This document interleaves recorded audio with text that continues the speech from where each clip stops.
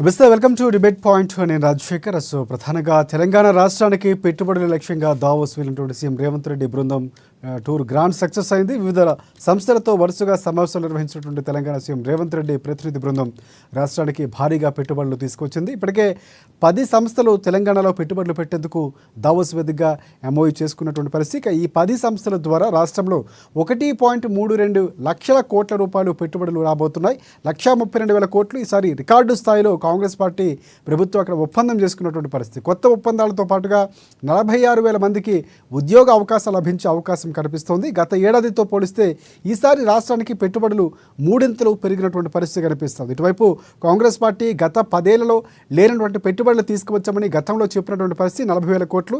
ఈసారి 3 వచ్చినటువంటి పరిస్థితి, అంటే 1,32,000 కోట్ల రూపాయలు పెట్టుబడులు తీసుకువచ్చింది. 10 సంస్థలతో ఒప్పందాలు కుదుర్చుకున్నాయి.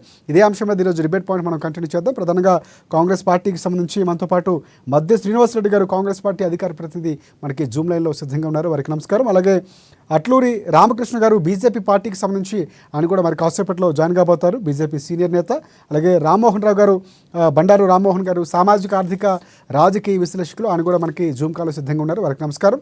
అంటే ముందుగా కాంగ్రెస్ పార్టీ నుంచి మనం శ్రీనివాసరెడ్డి గారి దగ్గరికి వెళ్దాం. ఎస్ శ్రీనివాసరెడ్డి గారు, నమస్తే. ఎస్, అంటే ఊహించని స్థాయిలో కంటే కూడా ముందు టార్గెట్గానే పెట్టుకుని రేవంత్ రెడ్డి బృందం అక్కడికి వెళ్ళినట్టు తెలుస్తుంది. ఎందుకంటే 1,00,000 కోట్లు ఖచ్చితంగా వచ్చి తీరుతాయని కాంగ్రెస్ నేతలు చెప్పారు. 1,32,000 కోట్ల రూపాయలు చాలా శుభసూచకంగా, ఒక రకంగా చెప్పాలంటే కాంగ్రెస్ చెప్పాలి మీకు రాష్ట్ర ప్రజానికాల తరపు నుంచి. కానీ దాన్ని ఎగ్జిక్యూట్ చేయడంలో అదే బాధ్యతగా ఉన్నటువంటి పరిస్థితి. గతంలో చూసుకుంటే 40,000 కోట్లు. సో అంటే 10 ఏళ్లలో ఎప్పుడూ రానటువంటి ఒప్పందాలు మేము చేసుకున్నామని చెప్పారు. ఈసారి 3 పెరిగాయి. సో దీనికి రేవంత్ రెడ్డి గారికి సంబంధించినటువంటి ప్రణాళికలు ఎలా వెళ్ళారంటారు? మీరు ఏ విధంగా స్పందిస్తారు అసలు? నమస్తే. ఇక్కడ ఉన్నటువంటి రాజశేఖర్ గారికి, బండారు రామ్మోహన్ రావు గారికి, అదేవిధంగా ప్యానల్ వారికి అన్నారు కూడా గుడ్ ఈవినింగ్ అండి. ఇప్పుడు రేవంత్ రెడ్డి గారు అయితేంది, ముఖ్యమంత్రి రేవంత్ రెడ్డి గారు, అదేవిధంగా ఐటీ శాఖ మంత్రి దుద్దిల శ్రీధర్ బాబు గారు కూడా వాళ్ళ ఆధ్వర్యంలో టీము దాదాపు ఒక 10 రోజుల పాటు, అదేదో మలేషియా అయితేంది, సింగపూర్ అయితే, స్విట్జర్లాండ్ దావోస్ లో కూడా పర్యటన చేయడం జరిగింది. దాదాపు 10 రోజుల పాటు పర్యటన చేయడం జరిగింది. అదే విధంగా లాస్ట్ ఇయర్ కూడా ఏదైతే ముఖ్యమంత్రి అయిన తర్వాత 2023లో కూడా అదే విధంగా మరి రేవంత్ రెడ్డి గారి బృందం కూడా వెళ్ళడం జరిగింది. లాస్ట్ ఇయర్ వెళ్ళినప్పుడు 40,232 కోట్ల రూపాయల పెట్టుబడులు తేవడమే ఆ రోజు ఒక రికార్డ్ అయింది. ఈ రోజు ఏంటంటే దాదాపు 10 సంస్థలు 1,32,000 కోట్ల రూపాయలు తెలంగాణ అభివృద్ధి కోసం పెట్టుబడి పెట్టడానికి ముందుకు రావడం, ఇది చాలా ఆనందం. ఇది ఖచ్చితంగా తెలంగాణ ప్రజల సక్సెస్. ఇది రేవంత్ రెడ్డి గారి వ్యూహం చాకచక్యం అని కూడా చెప్పక తప్పదు. ఎందుకంటే ఇట్లాంటి ఈ రోజులలో, ఎందుకంటే అన్ని వేల కోట్ల రూపాయలు మనం బీఆర్ఎస్ ప్రభుత్వాన్ని గత 10 సంవత్సరాలు చూసినట్టయితే మరి ఏ రోజు కూడా 2,000, 3,000 కోట్లు, 4,000 కోట్లే చేసింది. మరి 10 సంవత్సరాల కాలంలో కూడా ఏ రోజు కూడా మరి వాళ్ళ వేల కోట్ల రూపాయలు తెచ్చిన పాపాన పోలేదు. వాళ్ళు ఎంతసేపటికి మూటలు ముళ్ళలు కట్టుకోవడం తప్ప పెట్టుబడులు పెట్టి తెలంగాణ అభివృద్ధి వైపు వాళ్ళు ఏం చేయలేదు. ఎక్కువ శాతం తెలంగాణలో కేసీఆర్ కుటుంబం ఎలా అభివృద్ధి చెందాలని ఆలోచనతో వాళ్ళు చేశారు తప్ప ఎక్కడ లేదు. మరి దీనివల్ల దాదాపు ఒక 40,000 మందికి, అంటే దాదాపు ఒక 40,000 మందికి కూడా మరి జాబులు రావడానికి కూడా అవకాశం ఉంటుంది మన తెలంగాణ ప్రజానికానికి. ఎందుకంటే ఒకదానికి ఇంటర్లింక్స్ ఉంటాయి. దీనికి దాదాపు ఒక 45,000 మంది కూడా జాబులు వస్తాయి. ఎందుకంటే ఇంటర్లింక్స్ ఉంటాయి. మరి అక్కడ ఇన్ఫ్రాస్ట్రక్చర్ కానీ, అదేవిధంగా మౌలిక వసతులు కానీ, అదేవిధంగా రోడ్లు, బిల్డింగ్లు, అదేవిధంగా ఆ ఏరియా మొత్తం డెవలప్ అవుతుంది. హోటల్ బిజినెస్ కూడా, అంటే ఏదైతే తెలంగాణ టూరిజం కానీ అన్ని రకాల ఎఫెక్ట్లు ఉంటాయి. అలా మనం హైదరాబాద్ చూసాము. ఇంతకుముందు హైదరాబాదు, సికింద్రాబాదు, సైబరాబాద్ అంటే రేవంత్ రెడ్డి గారు 4th సిటీని ముందుకు తీసుకొచ్చారు. దాన్ని రేవంతాబాద్ అన్నాలో మరి నేను అనుకుంటున్నాను. అంటే ఒక్కొక్క సిటీ ఒక్కొక్కటి వస్తుంది. వాళ్ళ రేవంత్ రెడ్డి ఒక విజన్ తోటి, అంటే 2050కి తెలంగాణ ఎలా ఉండాలని ఒక ఆవిష్కరణతోటి ఇలా ఆ విధంగా కార్యక్రమాలు తీసుకుంటూ ఆయన ముందుకు పోతున్నారు. మనం చూస్తున్నాం చాలా స్పష్టంగా. ఇలా రేవంత్ రెడ్డి గారు ఎన్ని విమర్శలు చేసినా కానీ, ఈ కేసీఆర్ గారి ఫ్యామిలీ కానీ, కేసీఆర్ గారి వందిమాదిగులు కానీ, ఇవన్నీ చూసిన దాన్ని కూడా ఆయన పట్టించుకోకుండా అభివృద్ధి ధ్యేయంగా, అభివృద్ధి లక్ష్యంగా మరి చాలా పాజిటివ్ దృక్పథంతో యువతలో ఒక ఉత్తేజాన్ని నింపుకుంటూ ఇలా రేవంత్ రెడ్డి గారు ముందుకు పోతున్నారు. ఇలా గ్రామ సభల్లో కూడా చూస్తున్నాం, చాలా మంది మంచి పాజిటివ్ రెస్పాన్స్ వచ్చింది. దాదాపు వాటికి 3 రోజులు జరుగుతున్నాయి. దాదాపు ఒక 12-13 గ్రామ సభలు జరిగినా కూడా అడపాదడపా సంఘటనల మీద గ్రామ సభలు కూడా చాలా సక్సెస్ అయ్యాయి. మరి ఇట్లాంటి పెట్టుబడులు అనేవి తెలంగాణ ప్రజానికానికి కానీ, ముఖ్యంగా ఆర్టిఫిషియల్ ఇంటెలిజెన్స్ కావచ్చు, బయోటెక్నాలజీ కావచ్చు, ఇన్ఫర్మేషన్ టెక్నాలజీ కావచ్చు, ఇంధన వనరులు కావచ్చు, ఇట్లాంటి అన్నిటి మీద కూడా ఇవాళ డెవలప్మెంట్ అనేది వస్తుంది. దీనివల్ల ఏంటంటే యువతకు జాబులు ఎక్కువ రావడానికి కూడా మనకు చాలా స్పష్టంగా అవకాశం ఉంటుంది. ఎందుకంటే యువతకు జాబులు వచ్చినప్పుడే మరి బాగుంటుంది కాబట్టి అది ఖచ్చితంగా మనకు అడ్వాంటేజ్ అవుతుంది. దీన్ని ఈ విధంగా ముందుకు తీసుకోవడం జరిగింది. మీరు లాస్ట్ టైం కూడా చూసినట్టయితే మరి చాలా కంపెనీలు ఏదైతే రేవంత్ రెడ్డి గారు లాస్ట్ ఇయర్ తీసుకొచ్చిన వాటిలో కూడా చాలా వరకు కూడా వర్క్ చేయడం కూడా మొదలైన చాలా స్పష్టంగా చెప్తున్నాను నేను. గతంలో తీసుకొచ్చిన కంపెనీలో కూడా దాదాపు 17 కంపెనీలు నాకున్న సమాచారం మేరకు దాదాపు ఒక 17 కంపెనీలు కనుక వచ్చినట్టయితే ఆల్మోస్ట్ 16 కంపెనీలు కూడా వర్క్ చేయడం మొదలుపెట్టి మరి ఈసారి దాదాపు 10 రకాల కంపెనీలు అనేవి వచ్చి 1,32,000 కోట్ల రూపాయలు అనేది అంటే ఇక మనం దాన్ని అర్థం చేసుకోవాలి. ఇది ఎంత అవసరమో మన తెలంగాణ ప్రజానికానికి కానీ తెలంగాణకు కానీ ఇలా ఏదైతే స్కిల్ యూనివర్సిటీ కావచ్చు లేదా స్పోర్ట్స్ యూనివర్సిటీ కావచ్చు ఇంతవరకు ఆ వర్డ్స్ ఇన్లే మనం యాక్చువల్ చెప్పాలంటే స్కిల్ యూనివర్సిటీ స్పోర్ట్స్ యూనివర్సిటీ అనేవి యువతకు బంగారు భవిష్యత్తును కల్పిస్తాయి. యువకుల్లో నూతన ఉత్తేజాన్ని ఇది స్పష్టంగా చెప్తున్నారు. ఎందుకంటే ఇవాళ స్కిల్స్ ఉన్నాయి. ఇవాళ చాలా మంది కూడా చాలా మంది డిగ్రీలు చదువుకున్న వాళ్ళు ఉన్నారు, కానీ ఒక ప్రొఫెషనల్ స్కిల్ కావాలి. అంటే ఆ స్కిల్ అనేది యూనివర్సిటీలో డెవలప్మెంట్ చేస్తారు. ఏ విధంగా మనం స్కిల్ నేర్పాలి, ఒక ట్రైనింగ్ ఇస్తారు అట్లాంటి సంస్థ. అదే విధంగా స్పోర్ట్స్ యూనివర్సిటీ ఇలా ఆటలు ఎవరు పిల్లలందరూ కూడా ఆటలు సేపటికి సెల్ ఫోన్ లో ఆటలాడటమే పరిమితమైపోయింది. మా బాల్యంలో ఉన్నప్పుడు మేము గ్రౌండ్ లో ఆటలాడుకునేవాళ్ళం. ఇప్పుడు ఆటలు అంటే ఏంది, గేమ్స్ అంటే సెల్ ఫోన్ లో ఆడే పరిస్థితి వచ్చింది. అలా కాకుండా ఇవాళ ఒక యువకుడు శివసేన రెడ్డి దగ్గర ఉన్న ఒక యువకుడిని కూడా స్పోర్ట్స్ అథారిటీ ఆఫ్ తెలంగాణకు చైర్మన్ గా పెట్టి ఇవాళ ఆయన కూడా చాలా స్పీడ్ గా ముందుకు పోతున్నారు. అంటే ఏంటంటే ఒక ఊపు తీసుకురావాలి. ఇవాళ తెలంగాణ యువతలో గాని రైతులలో గాని నిరుద్యోగులు గాని ఒక ఊపు తీసుకొచ్చారు. ఆయన వచ్చిన ఒక 13-14 నెలల కాలం ఉన్న రేవంత్ రెడ్డి గారు చాలా విజన్ తోటి ముందుకు పోతున్నారు. ఆయన యువకుడు కాబట్టి ఏంటంటే ఆయన ఆలోచన విధానం కూడా ముందు చూపు తోటే ఉంది. డబ్బును చూసాం కేసీఆర్ గారి ఆలోచన విధానం కానీ ఆయనంతా మందు చూపే తప్ప ఎక్కడ లేదు. వాళ్ళ ఫ్యామిలీ బాగుపడే విధానం చేశాడు తప్ప మరి తెలంగాణ డెవలప్మెంట్ ఎక్కడ లేదు. ఇలా కేసీఆర్ గారి కుటుంబం దాదాపు 1 సంవత్సరం అధికారం లేకుండానే ఇవాళ తట్టుకోలేక ఏదైతే గ్రామ సభలు ఎలా ఫెయిల్ చేయాలి, ఎక్కడ గొడవలు ఎలా లేపాలి అని వాళ్ళందరికీ ట్రైనింగ్లు ఇచ్చి మరి ఇలా చేసే పరిస్థితి మనం చూస్తున్నాం. కానీ రేవంత్ రెడ్డి గారు కానీ మరి ఆయన మంత్రివర్గం కానీ ఇలా చాలా చురుకుగా పనిచేసుకుంటూ నేను చాలా స్పష్టంగా వాళ్ళందరూ ఏమంటే తిరుగుతున్నా కాబట్టి రోజుకి 17-18 గంటలు పనిచేస్తున్నారంటే నాకే ఉండరనిపిస్తుంది. వాళ్ళు అంత ఓపికతోటి అంటే అభివృద్ధి ధ్యేయంగా అభివృద్ధి లక్ష్యంగా వీళ్ళందరూ పనిచేస్తున్నారు. ఎందుకంటే తెలంగాణ ఏదైతే 10 సంవత్సరాల కాలంలో డ్యామేజ్ అయిందో దాన్ని చిన్నగా రిపేర్ చేసుకుంటూ మరి అభివృద్ధి కానీ సంక్షేమాన్ని కానీ రెండు కళ్ళలాగా ముందు తీసుకుపోతున్నారు. ఇట్లాంటిది ఏదైతే పర్యటన ఏదైతుందో మరి రేపు మార్నింగ్ రేవంత్ రెడ్డి గారు కూడా మన తెలంగాణ ప్రజానికి ఘన స్వాగతం చెప్పాల్సిన అవసరం ఉంది. ఎందుకంటే 1,32,000 కోట్ల పెట్టుబడులు అంటే మరి మామూలు మాట కాదు. మన బడ్జెట్ 2,90,000 కోట్లు. మరి దాంట్లో అంత పెట్టుబడులు వస్తున్నాయంటే ఎంత మనకు డెవలప్మెంట్ ఉండాలి. ఇవాళ పెట్టుబడులు అనేవి చాలా అవసరం. ఎందుకంటే అక్కడ ఉద్యోగాన్ని ఉపాధి కానీ అవకాశాలు యువతకు లభిస్తాయంటే రకరకాల అవకాశాలు ఉంటాయి కాబట్టి ఇది చాలా అవసరం కూడా చాలా స్పష్టంగా తెలియజేస్తుంది. రైట్ మనకి రామ్మోహన్ గారు ఉన్నారు. రామ్మోహన్ గారు నమస్తే. ఎస్ రామ్మోహన్ రావు గారు చూసుకుంటే గత ప్రభుత్వానికి ఈ ప్రభుత్వం 2వ ఏడాదిలో 40,000 కోట్ల తీసుకొచ్చిన రికార్డు అనుకుంటే దానికి మించి 3 132,000 కోట్లు. సో ఈ పరిణామాన్ని ఏ విధంగా చూడొచ్చు అంటారు? అంటే ఎంఓయూ చేసుకోవడం కానీ 10 కంపెనీల ఒప్పందాలు కానీ కొన్ని అంటే పర్యావరణాన్ని హితం చేకూర్చే ప్రాజెక్టులు కూడా తీసుకొస్తామని ముఖ్యమంత్రి గారు చెప్తున్నటువంటి పరిస్థితి. ఈ పరిణామాన్ని ఏ విధంగా చూడొచ్చు అంటారు? రాజశేఖర్ గారు మీకు అట్లాగే కాంగ్రెస్ ప్రతినిధి మతి శ్రీనివాసరెడ్డి గారికి అమ్మాని ప్రేక్షకులకు నమస్కారం. నేను ఆశావాది మన రాష్ట్రానికి వస్తా అంటే వస్తుంది పెట్టుబడులు పెట్టి ఆహ్వానించుకుంటే ఎవరు ఉంటాడు? అత్త నేను కొడుకును గంట అని అది కోడలు. అంటే ఎవరైనా కొడుకులు వద్దని ఫస్ట్ అత్త ఏవైతే ఉండదు కదా, అట్లాగే ప్రజలందరూ సంతోషించాలి. ఖచ్చితంగా ఆహ్వానిస్తున్నాను. రేవంత్ రెడ్డి గారు యువకులు, అట్లాగే అక్కడ ముగ్గురు ముఖ్యమంత్రులు కలిసిన సందర్భంగా సంభాషణ ఆసక్తికరంగా జరిగింది. మనకి ఏంటంటే స్నేహపూర్వక పోటీ పడదాం, ప్రపంచంతోనే మన రాష్ట్రాలు పోటీ పడాలని. అటు నిజంగా 3 పార్టీలు వేరు. మహారాష్ట్ర ముఖ్యమంత్రి బీజేపీ అయినా, ఇటు పక్కన తెలంగాణ ముఖ్యమంత్రి కాంగ్రెస్, తెలుగుదేశం ముఖ్యమంత్రి ఏమో చంద్రబాబు నాయుడు. అట్లా చూసుకుంటే ముగ్గురు వేరు పార్టీల ముఖ్యమంత్రులు దావోదులో కలుసుకొని మాట్లాడే సందర్భం నాకు చాలా మంచి నచ్చింది. ఎందుకంటే పార్టీలకు అతీతంగా అభివృద్ధిని అందరం ఆహ్వానించాలి. ఎప్పుడు రాజశేఖర గారు ఒక మాట చెప్తారు, ఇప్పుడు కూడా గతం పునాదుల మీద వర్తమానంలో జీవిస్తూ భవిష్యత్ దర్శనం చేయాలి. భవిష్యత్ దర్శనం చేస్తే తప్పనిసరి దాన్ని ఆహ్వానించాల్సింది. అందుకని నేను ఏమంటున్నాను, ఇప్పుడు ఈ పెట్టుబడుల విషయంలో మనం ఆహ్వానిస్తూనే ఇల్లు అలికారు పండగ కావాలంటున్నాను. నేను కొంచెం విమర్శ కట్టుగా ఉన్న ఇల్లు అలికారు పండగ కావాలి. ఎందుకు కావాలంటున్నానంటే పోనీ ఇప్పుడే నేను వచ్చినప్పటి నుంచే మొదలైందని ఎవరు అనుకున్నా కూడా గతం లేకుండా వర్తమానం లేదు, వర్తమానం లేకుండా భవిష్యత్తు లేదు. ఒక ఉదాహరణ చెప్తాను, రేవంత్ రెడ్డి గారి మాటలో చెప్తాను నేను. రేవంత్ రెడ్డి గారు అక్కడ ఎంత మంచి మాట అన్నాడంటే, అయ్యా ఇది తెలంగాణ ముఖ్యంగా అప్పుడు ఉమ్మడి ఆంధ్రప్రదేశ్ అట్లాగే హైదరాబాద్ అభివృద్ధి ఒక్కనాటిది కాదు, 400 ఏళ్ల చరిత్ర. దాంతోపాటు ఆనాడు చంద్రబాబు నాయుడు గారు అంతర్జాతీయ విమానాశ్రయానికి మొదలు ఆలోచన చేసిండు, అట్లాగే ఔటర్ రింగ్ రోడ్కు బాటలు వేసిండు. ఆ తర్వాత దాన్ని అమలు చేసింది ఎవరు? ఆయన వచ్చిండు కనుక ఆయన పెట్టిండు కదా అని విమానాశ్రయం రద్దు చేయలేదు ఎవరు? రాజశేఖర రెడ్డి గారు వచ్చి అట్లానే ఔటర్ రింగ్ రోడ్డు మెలకలు తిరిగింది కదా, అనేక రకాలుగా ఉన్నది కదా అని రద్దు చేయలే. ఏం చేసిండు, దాన్ని సాకారం చేసిండు. అది కావాలి నాయకత్వానికి, తెలంగాణ నాయకత్వానికి భవిష్యత్తు దర్శనం ఎట్లా ఉండాలంటే, ఒక ముఖ్యమంత్రి, పాత ముఖ్యమంత్రి, ఇంతకు ముందున్న పార్టీ వారు చేసింది మేము చెడగొడదాం అనుకుంటే మనమే చెడిపోతాం. చెడపకరావు చెడేవు రాదు. అందుకని ఇప్పుడు ఏంటంటే రేవంత్ రెడ్డి గారు ఒక మంచి మాట అంటాం. చంద్రబాబు నాయుడు గారు మొదలు పెట్టారు హైదరాబాద్ అభివృద్ధికి, సైబరాబాద్ పెట్టారు. సైబరాబాద్ ద్వారా మనకు ఐటీని ఆహ్వానించారు.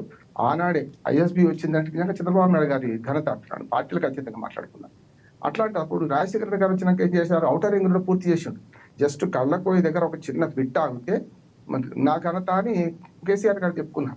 అట్లాగే మిషన్ మనకు ఎల్లపల్లి ప్రాజెక్టు కట్టింది అప్పుడు కాంగ్రెస్ గవర్నమెంట్ లో, ఏది రాజశేఖర రెడ్డి గారు ఉన్నప్పుడే పూర్తి అయింది.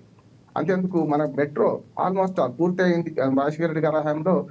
తర్వాత కాంగ్రెస్ ప్రభుత్వ హయాంలో, తర్వాత 2014 తర్వాత మనకు కేటీఆర్ మున్సిపల్ శాఖ మంత్రి గారు ఓపెన్ చేశారు. ఎందుకంటే అభివృద్ధి పథకాలు అనేటి నిరంతర ప్రక్రియ, ప్రభుత్వాలు శాశ్వతం, పార్టీలు శాశ్వతంగా.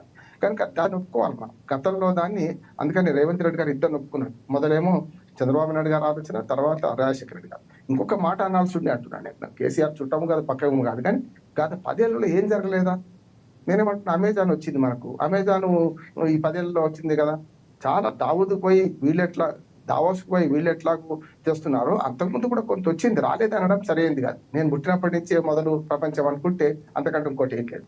కనుక నేనేమంటానంటే, ఆనాడు అంతకు ముందు కూడా బ్రహ్మానంద, మన సంజయ్ రెడ్డి, బ్రహ్మానంద రెడ్డి, పివి నరసింహరావు ఆర్థిక సంస్కరణలు, భూ సంస్కరణల తర్వాతనే కదా మన హైదరాబాద్ స్టేట్ మారింది వరకు నేను చెప్పానంటే. అందుకని గత ముఖ్యమంత్రులను అవమానించడమో లేకుంటే అస్సలు ప్రస్తావించకపోవడమో కరెక్ట్ కాదు. ఇదంతా ఒక్కొక్క మెట్టు ఎక్కుతూ వస్తున్నాం.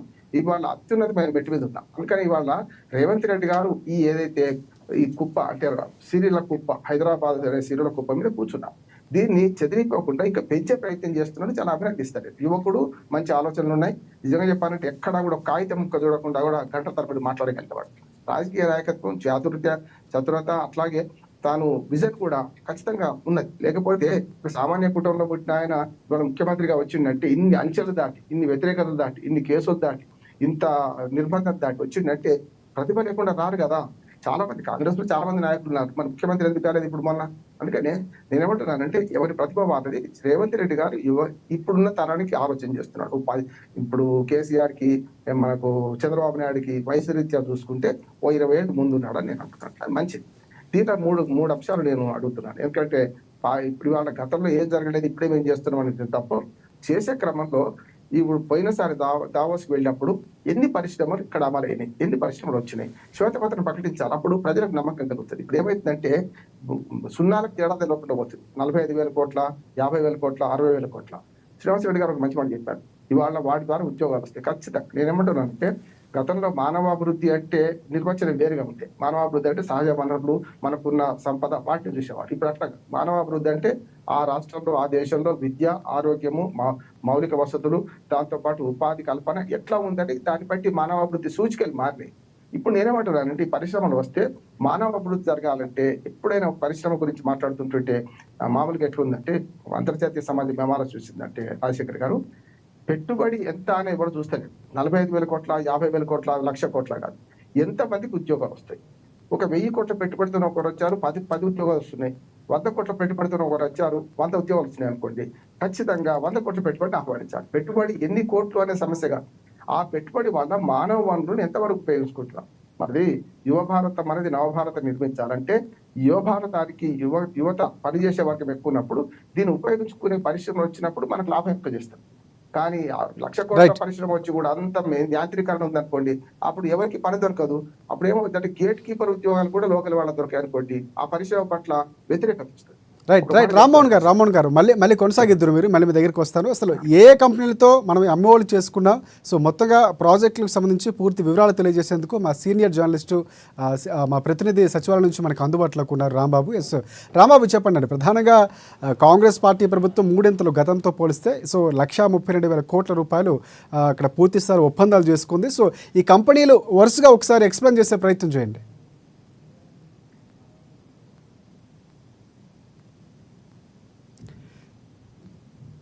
ఎస్ రాంబాబు వినిపిస్తుందా? అండ్ ప్రధానంగా ఏ కంపెనీలతో ఒప్పందం చేసుకుంది, పూర్తి అప్డేట్స్ ఏంటి?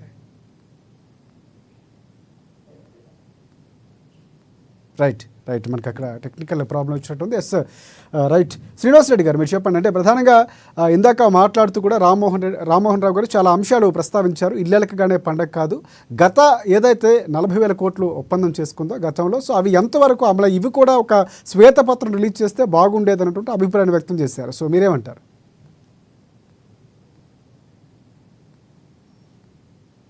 ఒక్క రోజుల్లో 56,300 కోట్ల రూపాయలు అంటే ఒక రికార్డు స్థాయిలో ఒక్క రోజులోనే 56,300 కోట్ల రూపాయలు అంటే ఎంత వ్యూహాత్మకంగా రేవంత్ రెడ్డి గారు అడుగులు వేస్తున్నారో ఇది స్పష్టంగా ఏఎన్ఎన్ ప్రధానికం గారి తెలంగాణ ప్రధానికం చాలా స్పష్టంగా గమనించండి. ఎందుకంటే ఇవి మాటలు చెప్పుడు కాదు, ఉత్తర కుమార ప్రగల్భాలు కాదు, అది చేసిన ఇది చేశాను కాదు. ఇక్కడ ఇందాక బండారు రామ్మోహన్ గారు చాలా చక్కగా చెప్పారు. ఎందుకంటే ఇలా అభివృద్ధి కేవలం ప్రభుత్వ వనరులు కాదు, పెట్టుబడులు అంటే విద్య, ఉద్యోగ, ఉపాధి అవకాశాలు కల్పించబడాలి.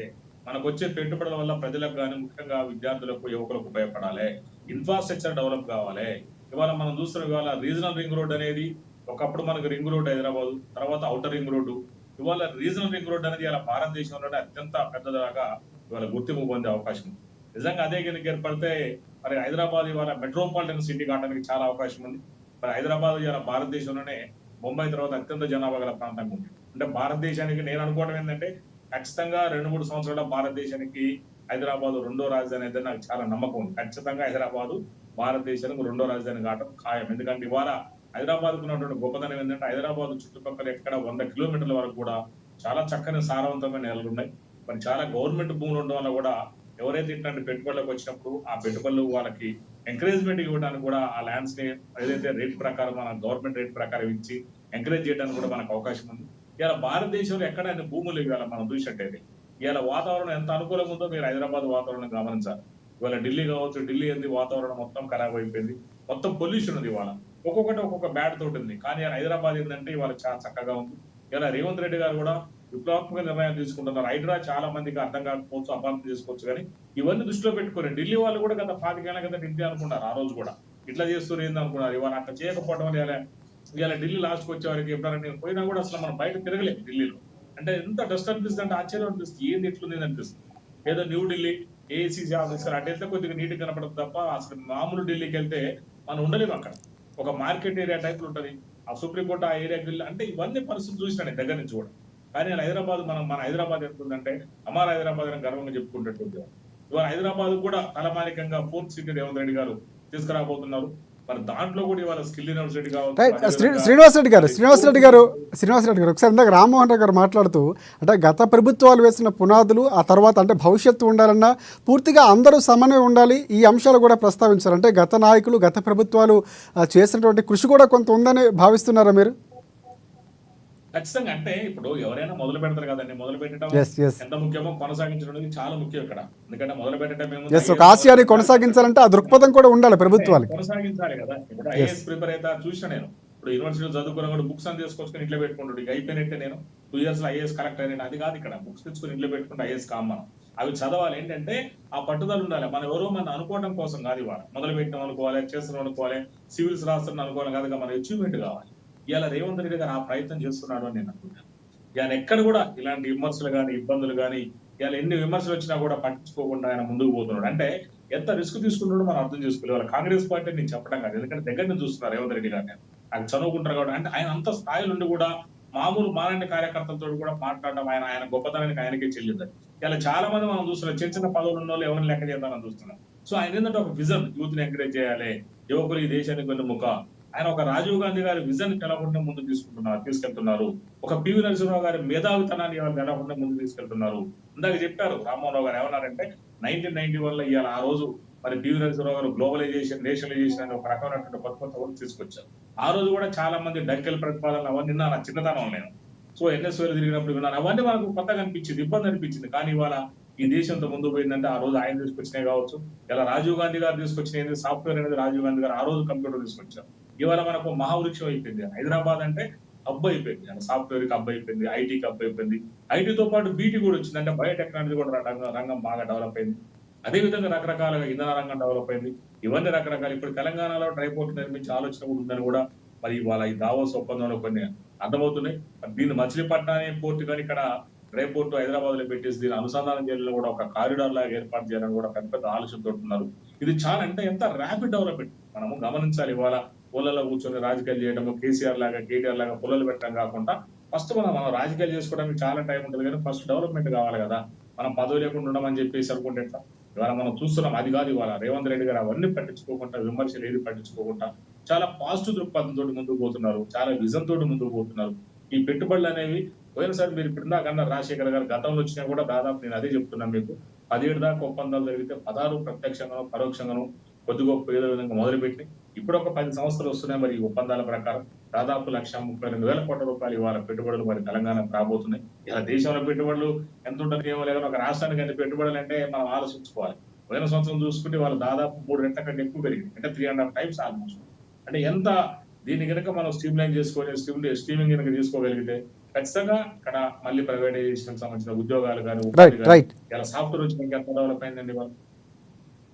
రైట్ మరొకసారి మనం మా ప్రతినిధి అందుబాటులోకి వచ్చారు, మా సీనియర్ ప్రతినిధి. ఎస్ రాంబాబు, చెప్పండి. అంటే మొత్తంగా ప్రభుత్వం ఏ కంపెనీలతో ఒప్పందాలు చేసుకుంది, దానికి సంబంధించిన అప్డేట్స్ ఏంటి? రాజశేఖర్, తెలంగాణ రాష్ట్ర ప్రభుత్వము భారీ స్థాయిలో పెట్టుబడులకైతే ఇటు దావోస్ పర్యటనలో ఒప్పందాలు చేసుకుంది. ఇప్పటికే సుమారుగా 1,64,000 కోట్లకు పైగా ఒప్పందాలు చేసుకుంది. 50,000కు పైగా కూడా ఈ ఒప్పందాల ద్వారా ఇక్కడ ఉన్నటువంటి రాష్ట్ర నిరుద్యోగ యువతకు ఉపాధి దొరికేటువంటి అవకాశం ఉంది. మొత్తంగానైతే రాష్ట్ర ప్రభుత్వం ఈ యొక్క దావోస్ పర్యటన ద్వారా అత్యంత విజయవంతంగా ఈ యొక్క పెట్టుబడులను ఆకర్షించిందని చెప్పుకోవాలి.